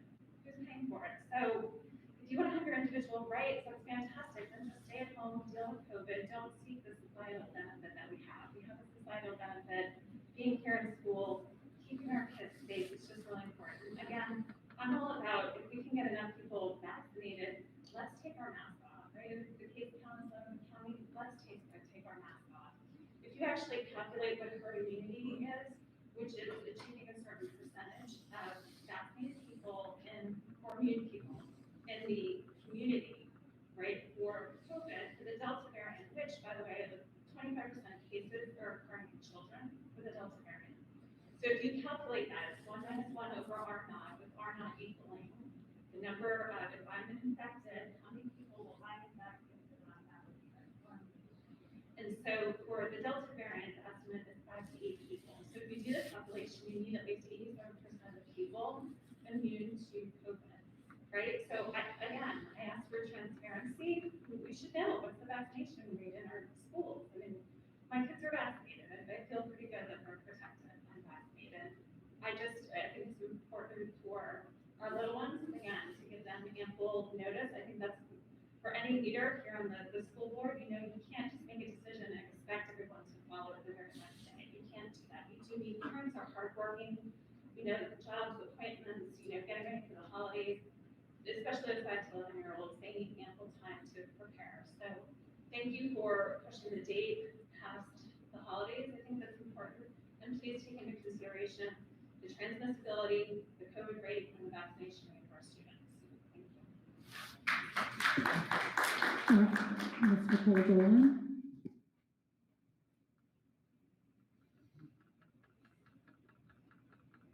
Oh, sorry about that. In my earlier comments, I asked what the district's health partner's updated recommendation was. I didn't hear that discussed in the board commentary. So if you guys get a chance to talk about this again before you vote, it would be, I think, helpful for people to know what has been recommended to you from the health experts. I understand the goal of a compromise. However, we have already heard community members who think that because anyone can go into a store without a mask, then schools don't need to be masked at all. This policy of not requiring masks after the mandatory period of the school day sounds good on paper, but next we will be hearing they're not masking after school, so they don't need to be masking during school.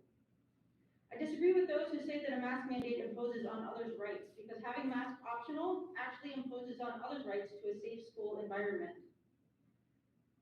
Our district does not exist in a bubble, especially not with the holidays and travel that comes with us. I am so glad that our district numbers are so low. But we can't rely on that, because people don't just stay within the district. We travel, especially at this time of year. Other people's numbers become our numbers. That happened before, it can happen again, and we don't want it to. I have heard some people say school boards should not be making medical decisions, and I agree. We do not have at least 5 infectious disease experts on our board. Listening to the recommendations of infectious disease experts is not making medical decisions, but disagreeing with their recommendations would be. With this next point, I want to be clear, I am not describing myself. I am not speaking for myself here.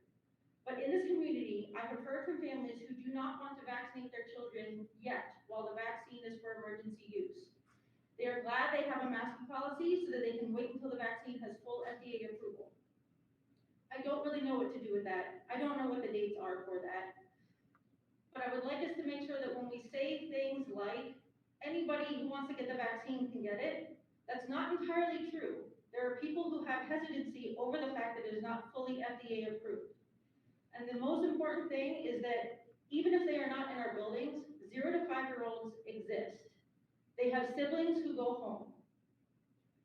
The more we make it likely for it to get transmitted to each other, through especially the unvaccinated siblings, you're ignoring those 0 to 5-year-olds. And I would like us to remember that even though they are not in our schools, they still exist. This district has done such a good job that we have only ever been progressing closer and closer to pre-pandemic schooling without any setbacks. We haven't moved backwards, we've only ever moved forward, and that is awesome, and I am happy for that, and I want us to keep moving forward, not backwards. So again, I ask that you please vote to reinstate a masking policy that gives us the best chance of keeping as many students in school for as many days as possible. Thank you.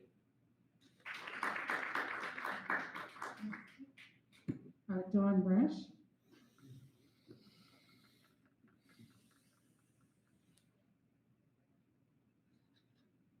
I don't really have anything prepared, but I just wanted to address inconsistencies that's been bothering me in the past 2 years. And the motion that you made, there's inconsistencies. So I think you should be inclusive of all extracurricular activities. So extracurricular activities also go on in the morning. So why should the junior meisters or the dance team not have the same freedom to wear a mask or not as someone after school? Just like the theater, they were able to take off their mask and perform, while the spectators were masked. That's fine. If that's something you want to do for a large concert that's going to happen, I think people are used to doing that. I just think you have to be consistent when making a motion that that we're going to make a little bit of a compromise, that it's fair for all of the students in all extracurricular activities. And I think giving them a little bit of normalcy, our students, a little bit of normalcy is the most important thing. And if they still want to wear masks, they can. And if they feel safe and they feel like they're not, at risk, then, and their parents feel that way, then that's their choice. So thank you. That concludes the visitor comments. Comments from the board members? I just wanted one quick question. That it does say on there somewhere that it would be effective as of the mandate ending, right? Like, so it would be December 4th or whatever, if the mandate ends on December 4th. I did not have that in, but you don't have a choice at the moment. So if the portion that we added at the end of the district will continue to follow mandates in effect. If the mandate stays in effect up to December 4th or beyond, that will take precedence.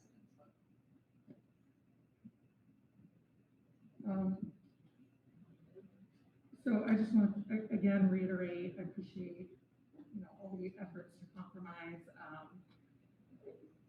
on this. And I think, if it hadn't been for, a couple of things on it too, but the notion of these performance events that would have large crowds right before the holidays causes me a significant concern.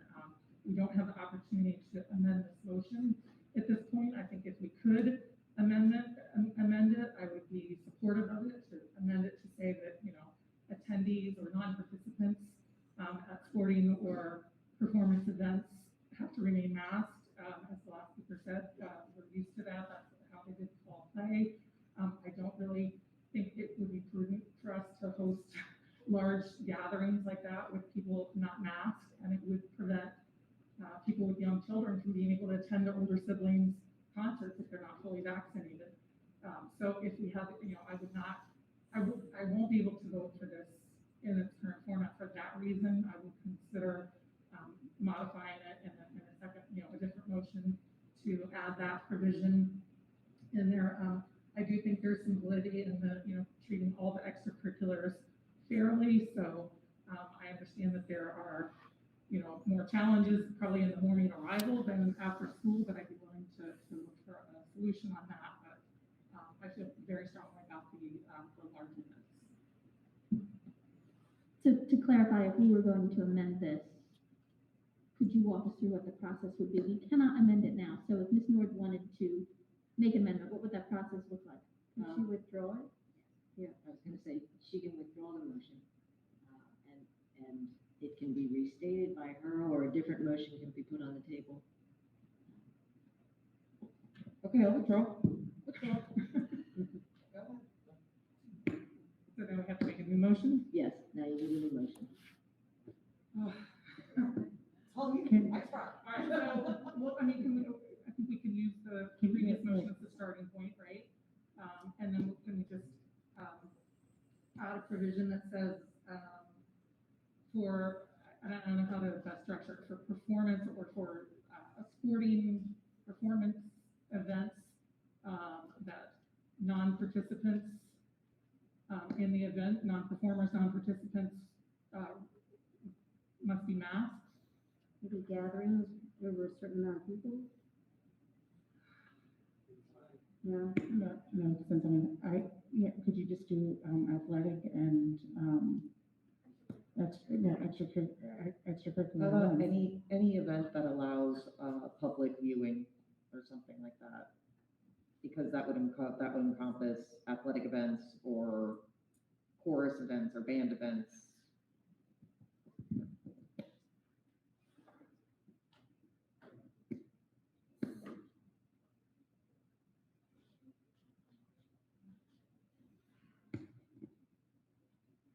Have we given you enough to work with?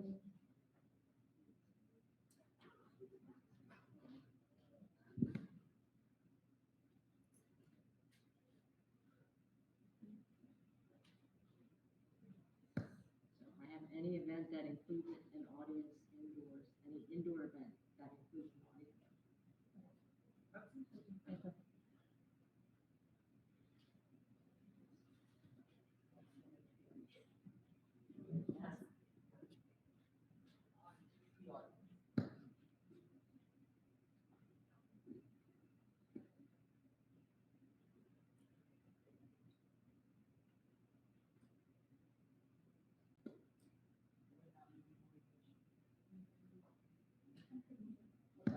What about the morning issue?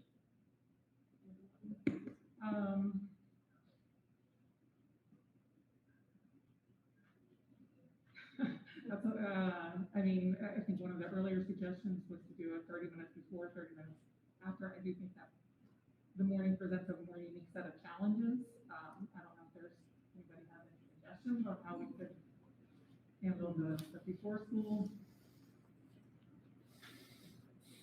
You're doing? I just don't see how we know enough to be able to put a parameter on that. Like, I don't know when junior master starts, or I don't know what, like, that's my issue. I support what you're trying to do. I just don't, the reason I'm not volunteering the solution is because I don't have information to do it. Well, yeah, but I appreciate that, but we don't, every morning activity, I don't have a lexicon right here, right now. Maybe that's where we have the flexibility to do it in the building level, right, for the younger kids. Because again, going back to the 5 to 11 who have not been vaccinated yet. What if you just said before school extracurricular activities? Because that wouldn't count the kids that are coming into school for the day or whatever. It would just be the kids that are participating in extracurricular activities before school. Just throwing it out.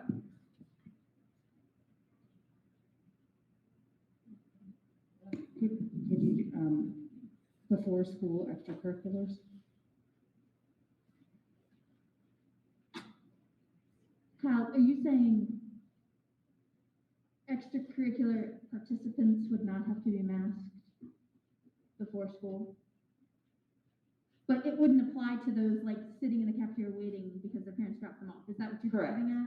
Like if you are at the buildings before the first bell, participating in an extracurricular activity.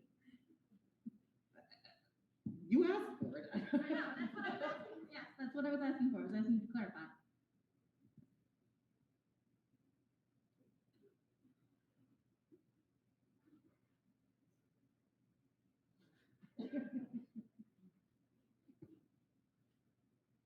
So if I could just say one thing briefly, yeah, I don't support the current motion. I think it's basically more or less what we have. And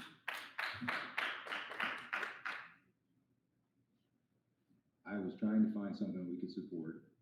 I mean, the reality is, that's fine. Again, I keep coming back to this, but my concern was, is it possible to come up with a motion that will stay in addition to giving people notice, so that people know what the deal is for the next 7 weeks? I don't know the new board members. I don't know their position on this, but if I had to guess, I don't think this will stay. So the point is to find some compromise. I understand you don't like parts of it. I don't like a whole lot of it. I can say I would stick to what we vote here going forward, in an effort to get consistency for the community. But what that motion looks like to me is 15 minutes before arrival, 15 minutes after dismissal, and has nothing, that's it. No carve outs for attendance at some event somewhere at some time. It's just the school day. And frankly, a lot of the comments, it's not very satisfying to your average student. But that's what compromise is. But what you're currently talking about, I don't view as compromise anymore. And I'm not trying to make a threat, I'm just throwing the cards out there that I have no idea what 4 additional people are, but I think it would be a shame that in 2 weeks, a new deal comes out. That doesn't serve anybody's interest. So I come back to what I first said when we started. You know, we can't just keep carving it up. And yeah, I know you have this concern. I have those. We all have those concerns. That's the problem. That's what compromise is. I don't find what we're currently at the moment to be a compromise. I wouldn't support it, and I would support changing it at the first chance.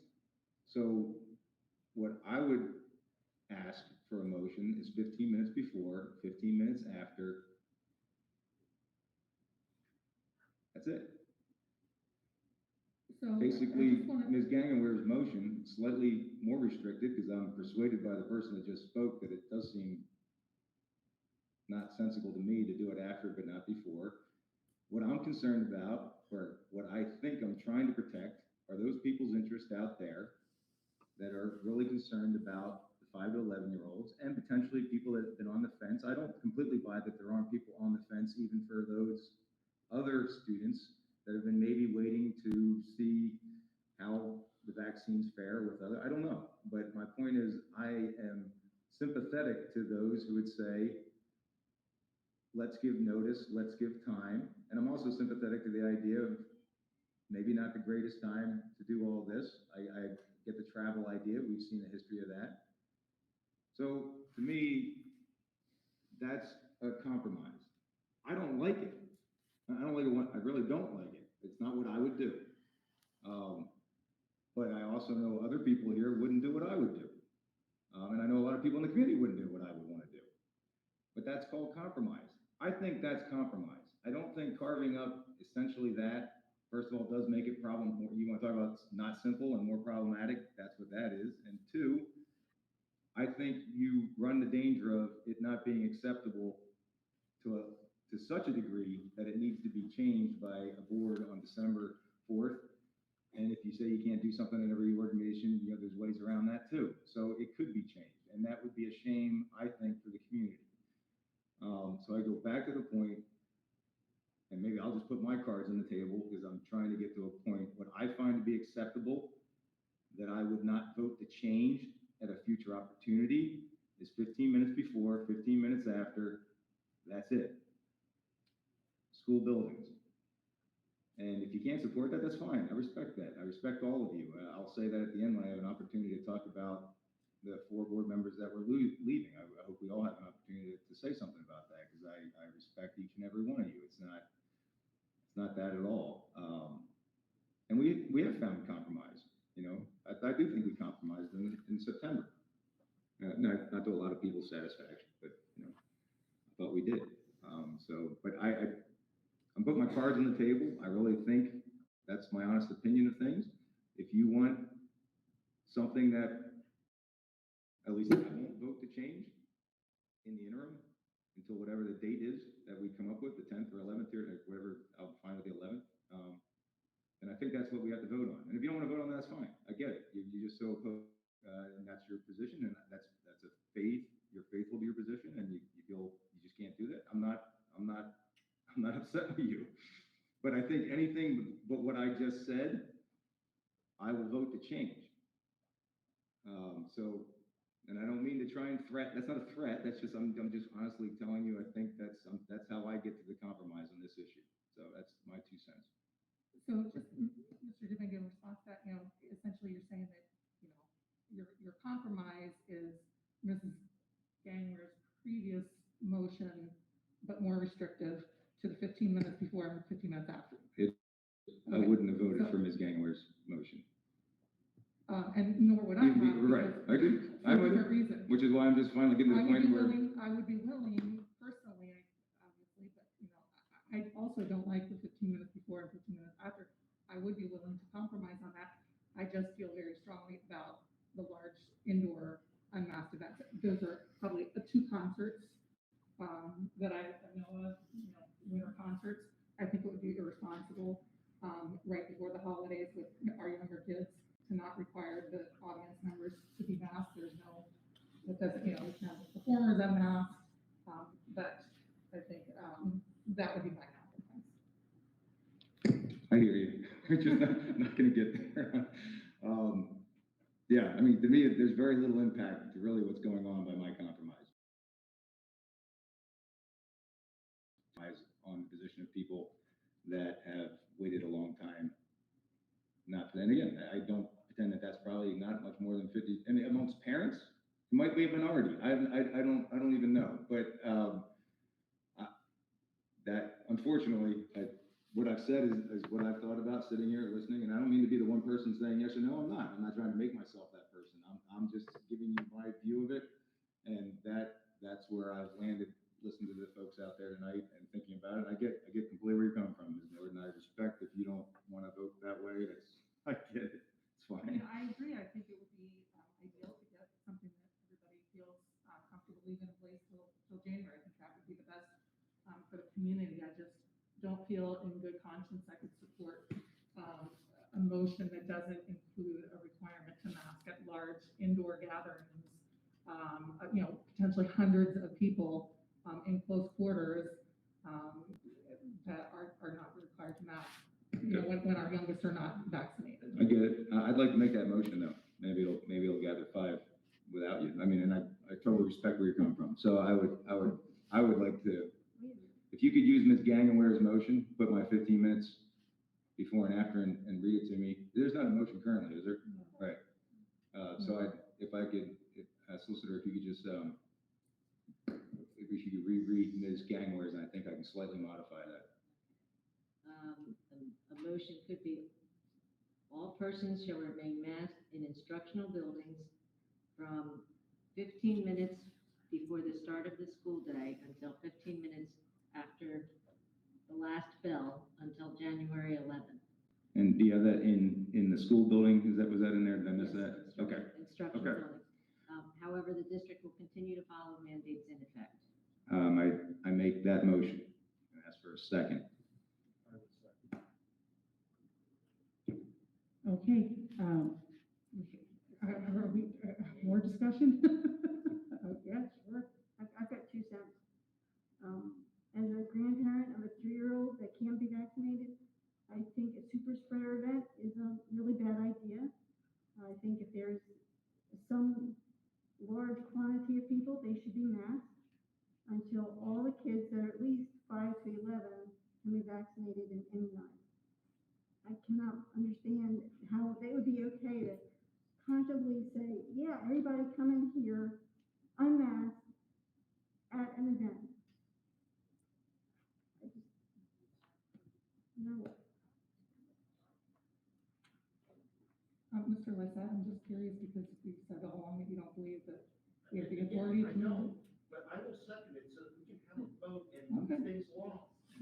Talking about this, it's time to stop talking and take a vote. Sure. Call the question. And it's fascinating that some people choose to wear masks at this time and not this time. Okay, Even though I have a 3-year-old at home. Okay, call the question. The reason this is not, Mr. Jermaine, a compromise is because the other half of the argument was never placed on the table. There are individuals who would like to say that we will have a masking requirement until transmission rate is low to moderate. There are individuals who would like to say that we will have a masking mandate until 0 to 3-year-olds have the option of vaccination to protect all. Like, the reason this doesn't appear to be a compromise to you is because only one half of the scale was presented tonight because we started from a point of compromise. That's just what I would like to say about that. And I would just like to clarify that the current motion and second on the table does not have any allowance whatsoever for audience. Is that correct? For any? It has no allowance for audience? All right, good. I'm has no allowance for audience, which is why I'll be voting no in part. And also that the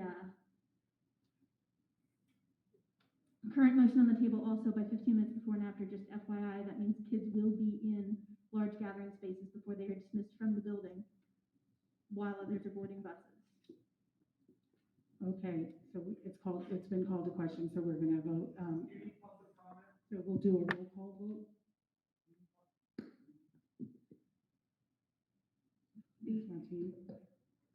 They don't get public comment on every, and I'm all for public comment, but you don't get public comment on every form of Public motion. comment was provided, based on the parameters of the motion. Thank you. So we'll just, because this is a hot topic, we'll do a roll call vote. Dr. Smith? Yes.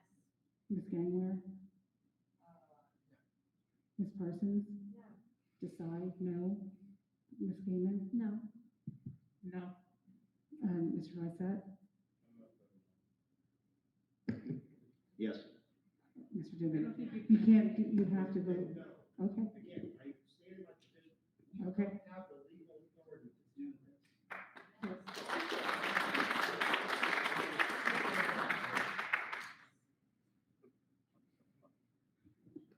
The motion failed. So, a motion then, going back to, I can't make the motion, but are we gonna go back to that same motion, but adding in, the large gatherings? Is that what people want? Because I agree, I think we need to just vote. So the motion would be essentially the motion that was just offered, but with the I can read it. addition of a requirement for masking The, for audience members. the prior motion that was almost voted on was all persons shall remain masked in the instructional buildings from entry into the building in the morning until 30 minutes after the last bell until January 11th. However, the district will continue to follow mandates in effect.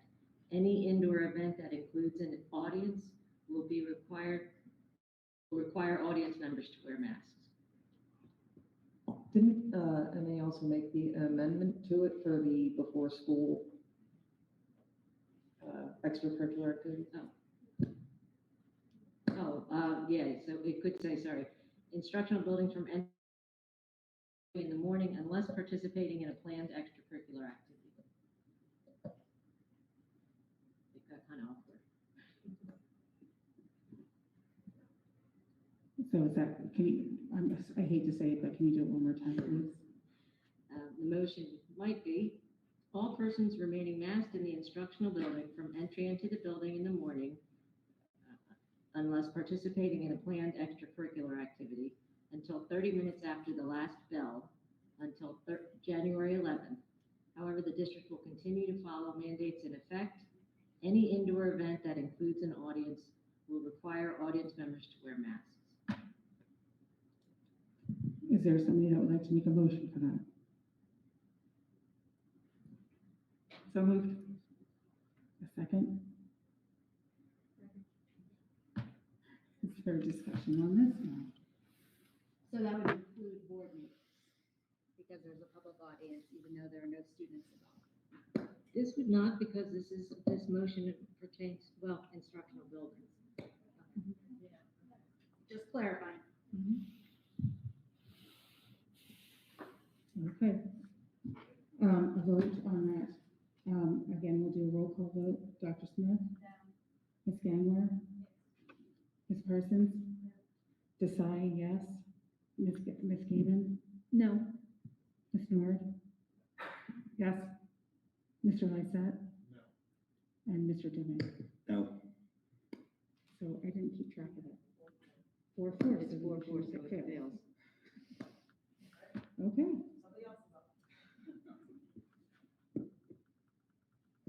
Well, you don't have to take you don't have to take action tonight either, so that's maybe a good thing.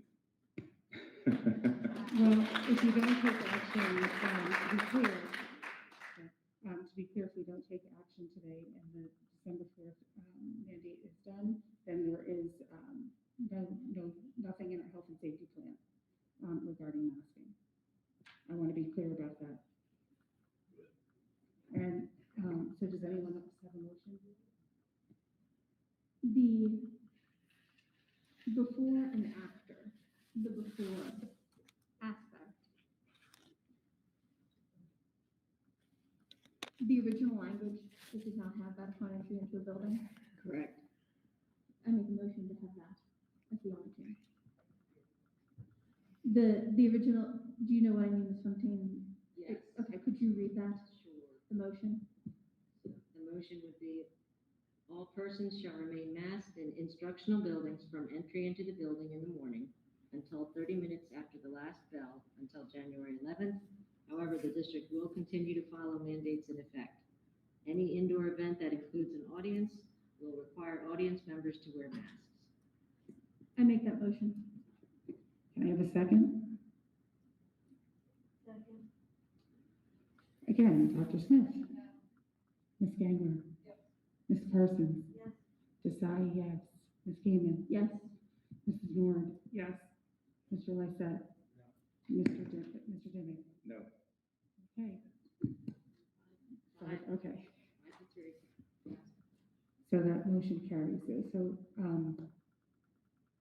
should we do it one more last time so that everyone's clear on what we did? Just, yeah. So the motion that passed is all persons shall remain masked in the instructional buildings from entry into the building in the morning until 30 minutes after the last bell until January 11th. However, the district will continue to follow mandates in effect. Any indoor event that includes an audience will require audience members to wear masks. Okay, thank you. Moving on. Yes, I think I addressed construction in the work session, so we'll just jump right over that. And it being late, I do want to just very briefly speak to the board about our efforts for federal grants. Hot off the press, and we'll share this with the public. We have our and I want to acknowledge Mr. Cross for his hard work on this. We're working under deadlines. We're allocating about $2 million worth of federal monies. And we have limited flexibility because these grants have to fall in certain pots. But the thing I want to highlight is that every possible dollar that possibly can be put toward construction projects with respect to ventilation on roofs is where we're putting those dollars, because we know we're going to be spending them, and that's an important cost that is coming. And then the other big number, you'll see the very first one on the far left, is $388,000. We really are engaged in and excited about the prospect of reinventing our literacy program in grades K through 3. We recognize and think that there will be costs associated with that as far as textbooks and materials. We really think that would be the area where we could best focus our resources. And so we can have plenty of opportunity to talk about this in the future. It being late, I certainly be happy to take questions and recognize that we could look at this at future dates as well.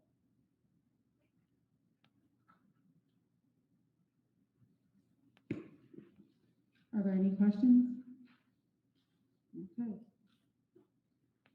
Moving on to 6. 6A, Ms. Montine, may I take 6A and B together? Can I have a motion to take 6A and B together, please?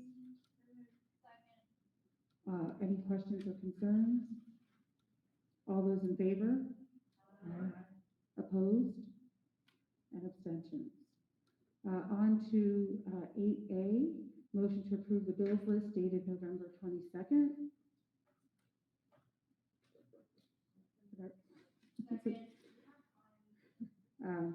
Any questions about that? All those in favor? Opposed? And abstentions.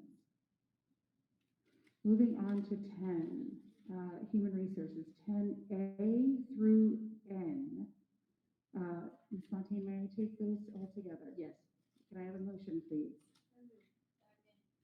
Any questions or concerns about that? All those in favor? Opposed? And abstentions? I would like to note that Dr. Karen Trinkle is here with us this evening. She endured the board meeting. She has been appointed as our new assistant superintendent. Dr. Trinkle was picked out of a very talented pool.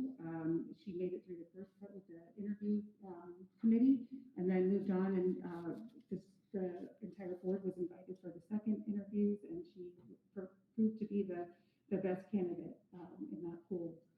So welcome. She comes from Easton Area School District, where she is I have to get this right, the Director of Student Services and Community Services, with responsibilities related to development and implementation of student services, including gifted, school psychology, school counseling, school social work, social health, school health services, and working collaboratively with special ed and curriculum. And prior to that, Dr. Trinkle was assistant principal at Easton Area High School. And while I know that we're very excited to have you, I think no one is more excited than Dr. Mann right now. I think your list of things to do is quite long. He's already told us that he thinks he's going to have to run to keep up with you, so with your energy. So welcome. Thank you. Great consolation, you were appointed earlier in the evening than I was. So congratulations. Congratulations. That is true. Mrs. I, if I could mention, there's retirement listed here. Karen Dugan for the middle school. I'd just like to acknowledge that because she was with the district for 26 years and just an awesome person. That's true. Thank you for pointing that out. I'm sorry, I did miss that, but thank you for 26 years of service to the district. That's very impressive and we're appreciative. Thank you. On to other business. I have two things under other business. I have a certificate here for Miss Parsons. Just would like to present from the Pennsylvania School Boards Association, recognizing Kathy's 8 years on the board. And Mrs. Parsons is well known in the community as dedicating most of your life to the success of the community in your role as a parent in the district for many years and a parent volunteer, and as a librarian, and now as 8 years on the school board. And I think that it's fair to say that you've pretty much held every position possible on the school board. You've been president, vice president, treasurer, and you've been the LCTI rep, you've been the CLIU rep, and the library rep. Right? And the what? Oh, the ACMC committee, yes. We thank you for always stepping up for the district, and thank you for the 8 years of service.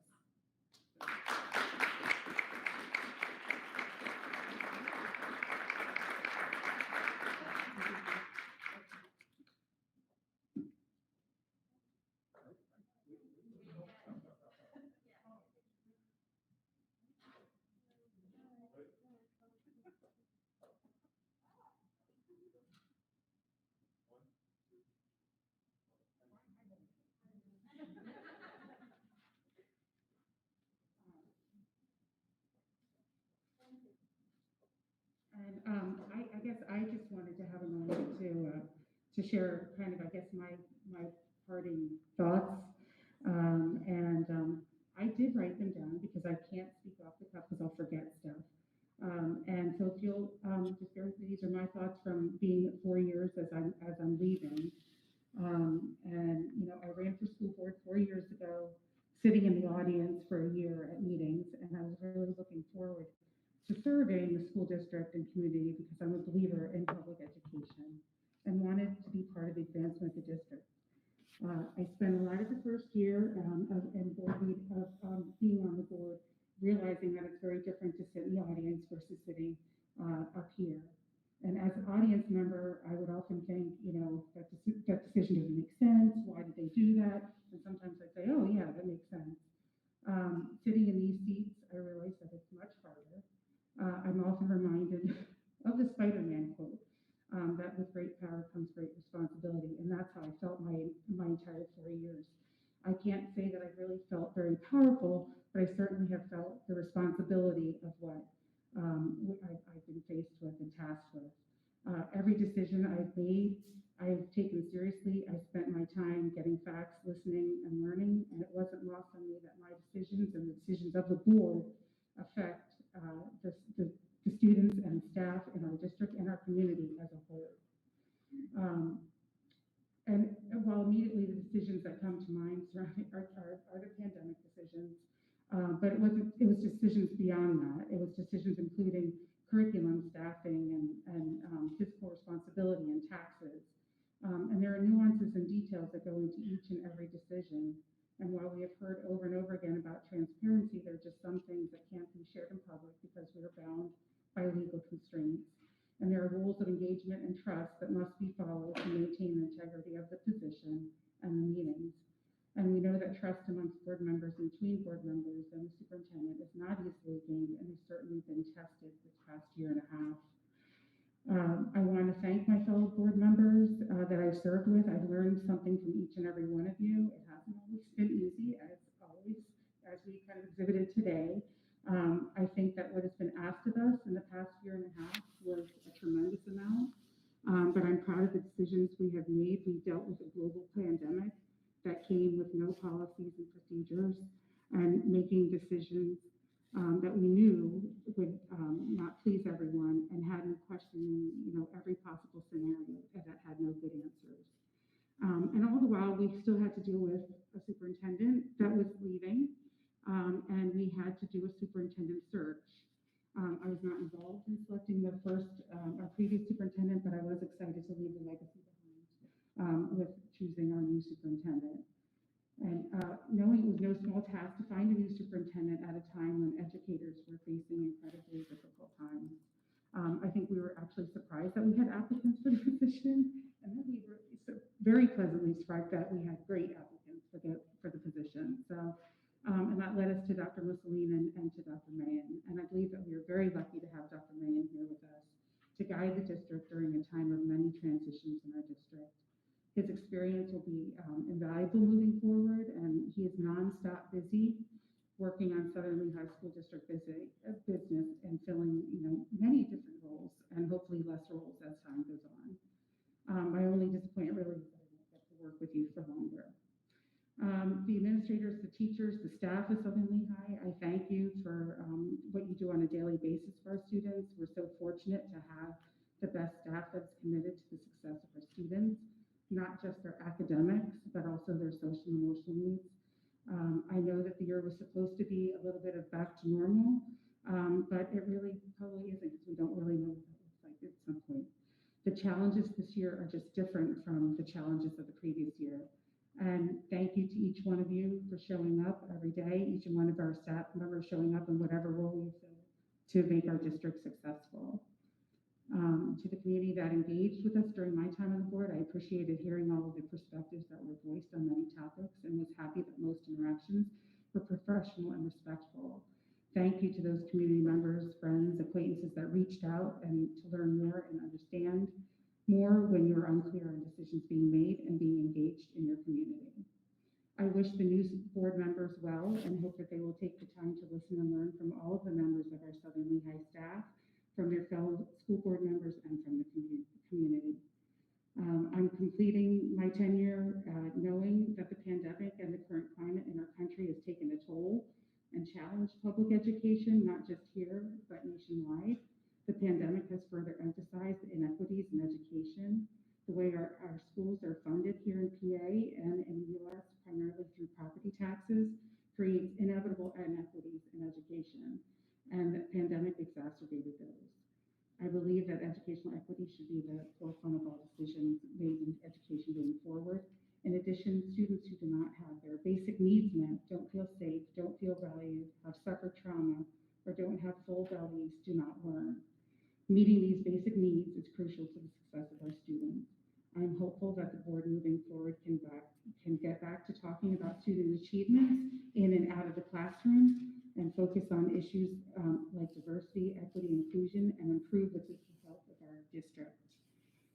The pandemic sidetracked quite a bit of that, but we do need to get back to that. And while I'm vacating the seat at this table, I look forward to taking my seat back in the audience and continuing to support the great administrators, the staff, the teachers, and students of Southern Lehigh.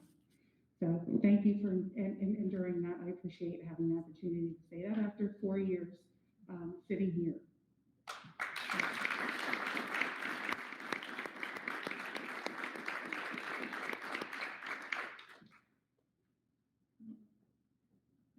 Moving on. Is there anything under new business? For information only, there is information there. Oh, and visitor comments.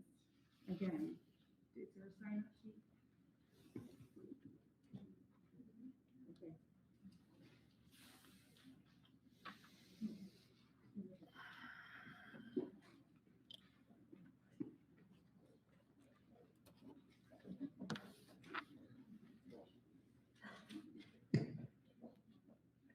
Oh, we get the visitor comments, Ms. Desai. Could I make a comment on the issues of those leaving us, if I could? And maybe others would like to share their thoughts as well.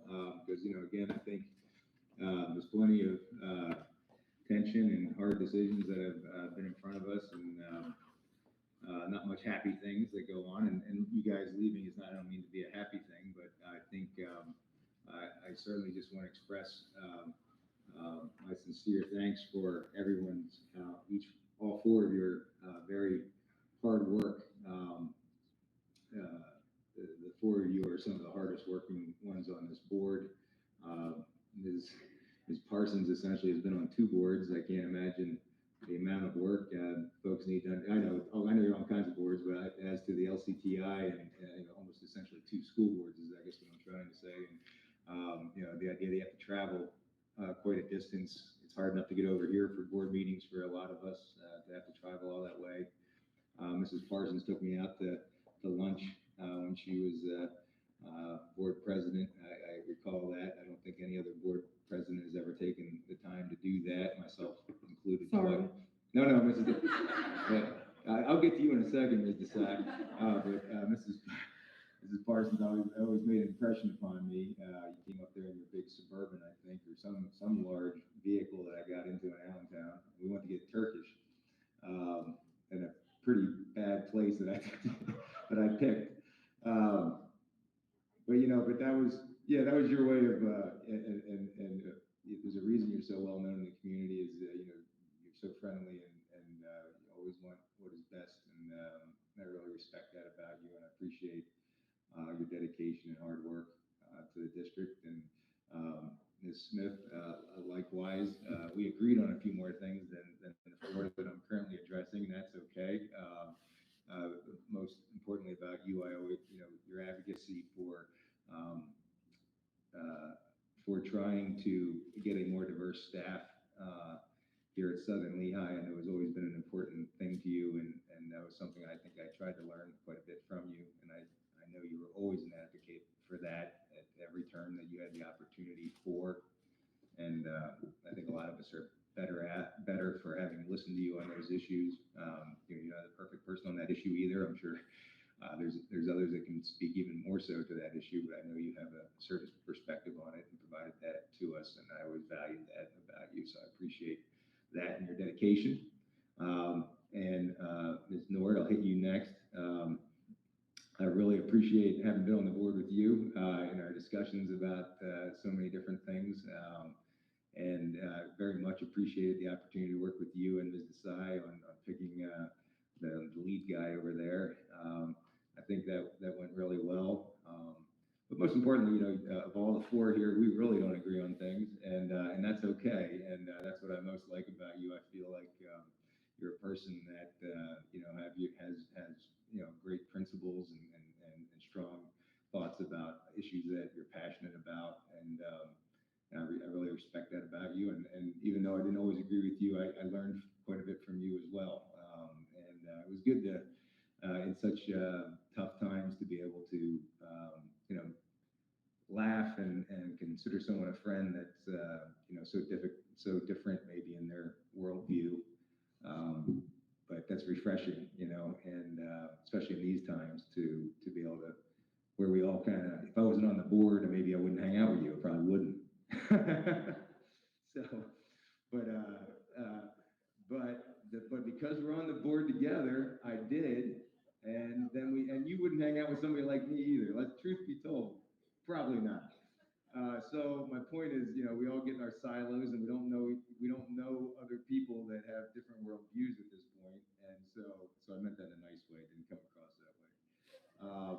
And so my point is, I really enjoyed the opportunity to, talk about things even outside of school, and we had that opportunity, and listen to your view and understand that, hey, you can, you're not evil, you're a really nice person, and that's good. That's good. I'm really trying to compliment you. So, and then Ms. Desai, I'll get off of you, Ms. Nord. Good luck, Anita. Ms. Desai is the hardest working member of the board. I've been on the board now for too many years at this point, and I'm not one of the harder working ones. Ms. Desai is, and the amount of work her and Dr. Serene, who's not here tonight, put in during the pandemic, during this year where she was the president, trying to fill all these challenges. They were dropping like flies.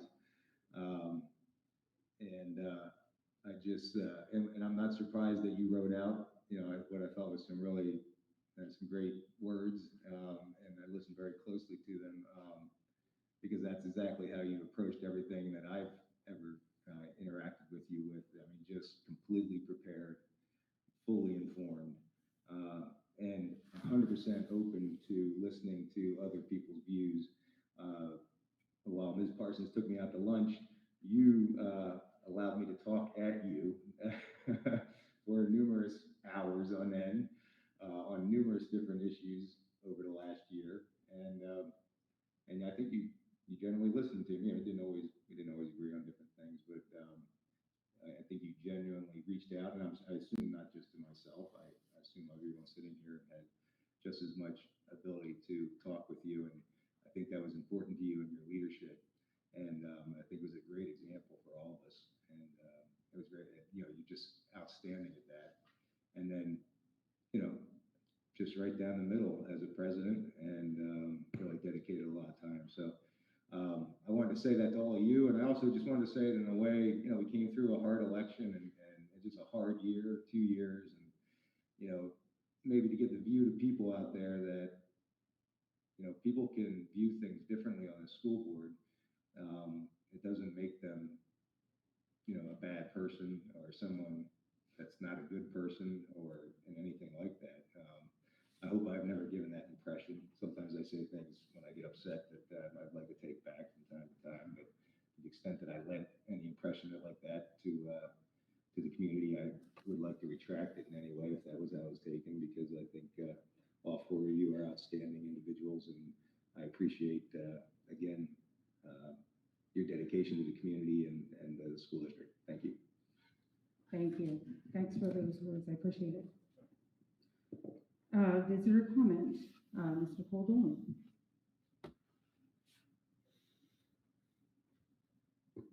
This one I didn't come prepared for, so I'm just winging it. They say that being on the school board is a thankless job. It's a volunteer position, you don't get paid, It is impossible to make 100% of the people 100% happy. It is difficult to make even most of the people mostly happy. You guys had a really hard time this past 2 years, all of you. I think the 4 of you, Miss Anita Desai, Kathleen Parsons, Emmy Nord, and Jennifer Smith. Other than the 5 remaining people, you have had the toughest school board term, I think, because the other people still have 2 more years to go. So on behalf of not just me, but several people going to get together to give you a little gift, we brought you guys some just goodbye flowers to say thank you, because we want to say it's not a thankless job, because we are saying thank you. Thank you. Thank you. Mr. Doug Durham?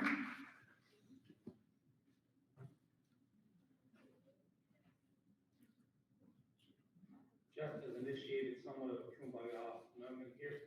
Makes it hard to resolve. I know that I've had strong disagreement with members of the board that are leaving, but serving on the board is a significant, requires significant time and effort. So even though there are sharp disagreement, I certainly appreciate those who have served. I'll temper my comments and at the end here, like I said, I am speaking for a parent in the community that doesn't want to come forward, who has felt threatened. I'm going to read the several quotes. The board member who initiated this conversation, who will participate in it, can make their decision how they want to go forward with it. If they want to apologize, which I think they should, to this parent and to the community. The board member writes, so if I write an anonymous post asking how everybody would feel to find out about a member who had a very long police record, a mile long, would you post it on your site? The parent responds, is it me you're talking about? I submitted to background checks when getting clearances for volunteering at Hopewell. The only thing on my record that I was convicted of was a DUI many years ago, before I had my son. The board member responds, I am not interested in your background, it's none of my business. After I got booted off your Facebook page, people texted me that I must have hit a nerve. And they sent me Bucks and Lehigh docket sheets, meaning arrest records. I had nothing to do with it, but I have seen them. That's from a board member to a parent. Well, that is not what I heard, said the parent, but you are right, it is none of your business of a school board member to threaten to publish community members with a record. The board member responds, this is not school board member gossip, but community members who know school board members have been attacked often send us information. Why would a sitting school board member tell a community member that she possesses her Lehigh and Bucks County docket sheets, if not to intimidate them and to attempt to silence them? The mere mention of possessing these records is wildly inappropriate and demands action against this member and or a sincere apology to this parent. Thank you. Mr. Tim Kearney?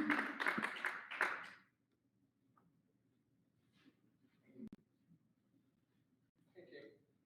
Before I go on to thank yous, just related to tonight's business, I realize I can't ask the solicitor a question and getting an answer, but I advise, perhaps suggest a board member at the next meeting ask for clarification from the solicitor how Pennsylvania courts have ruled on school board authorities for masking.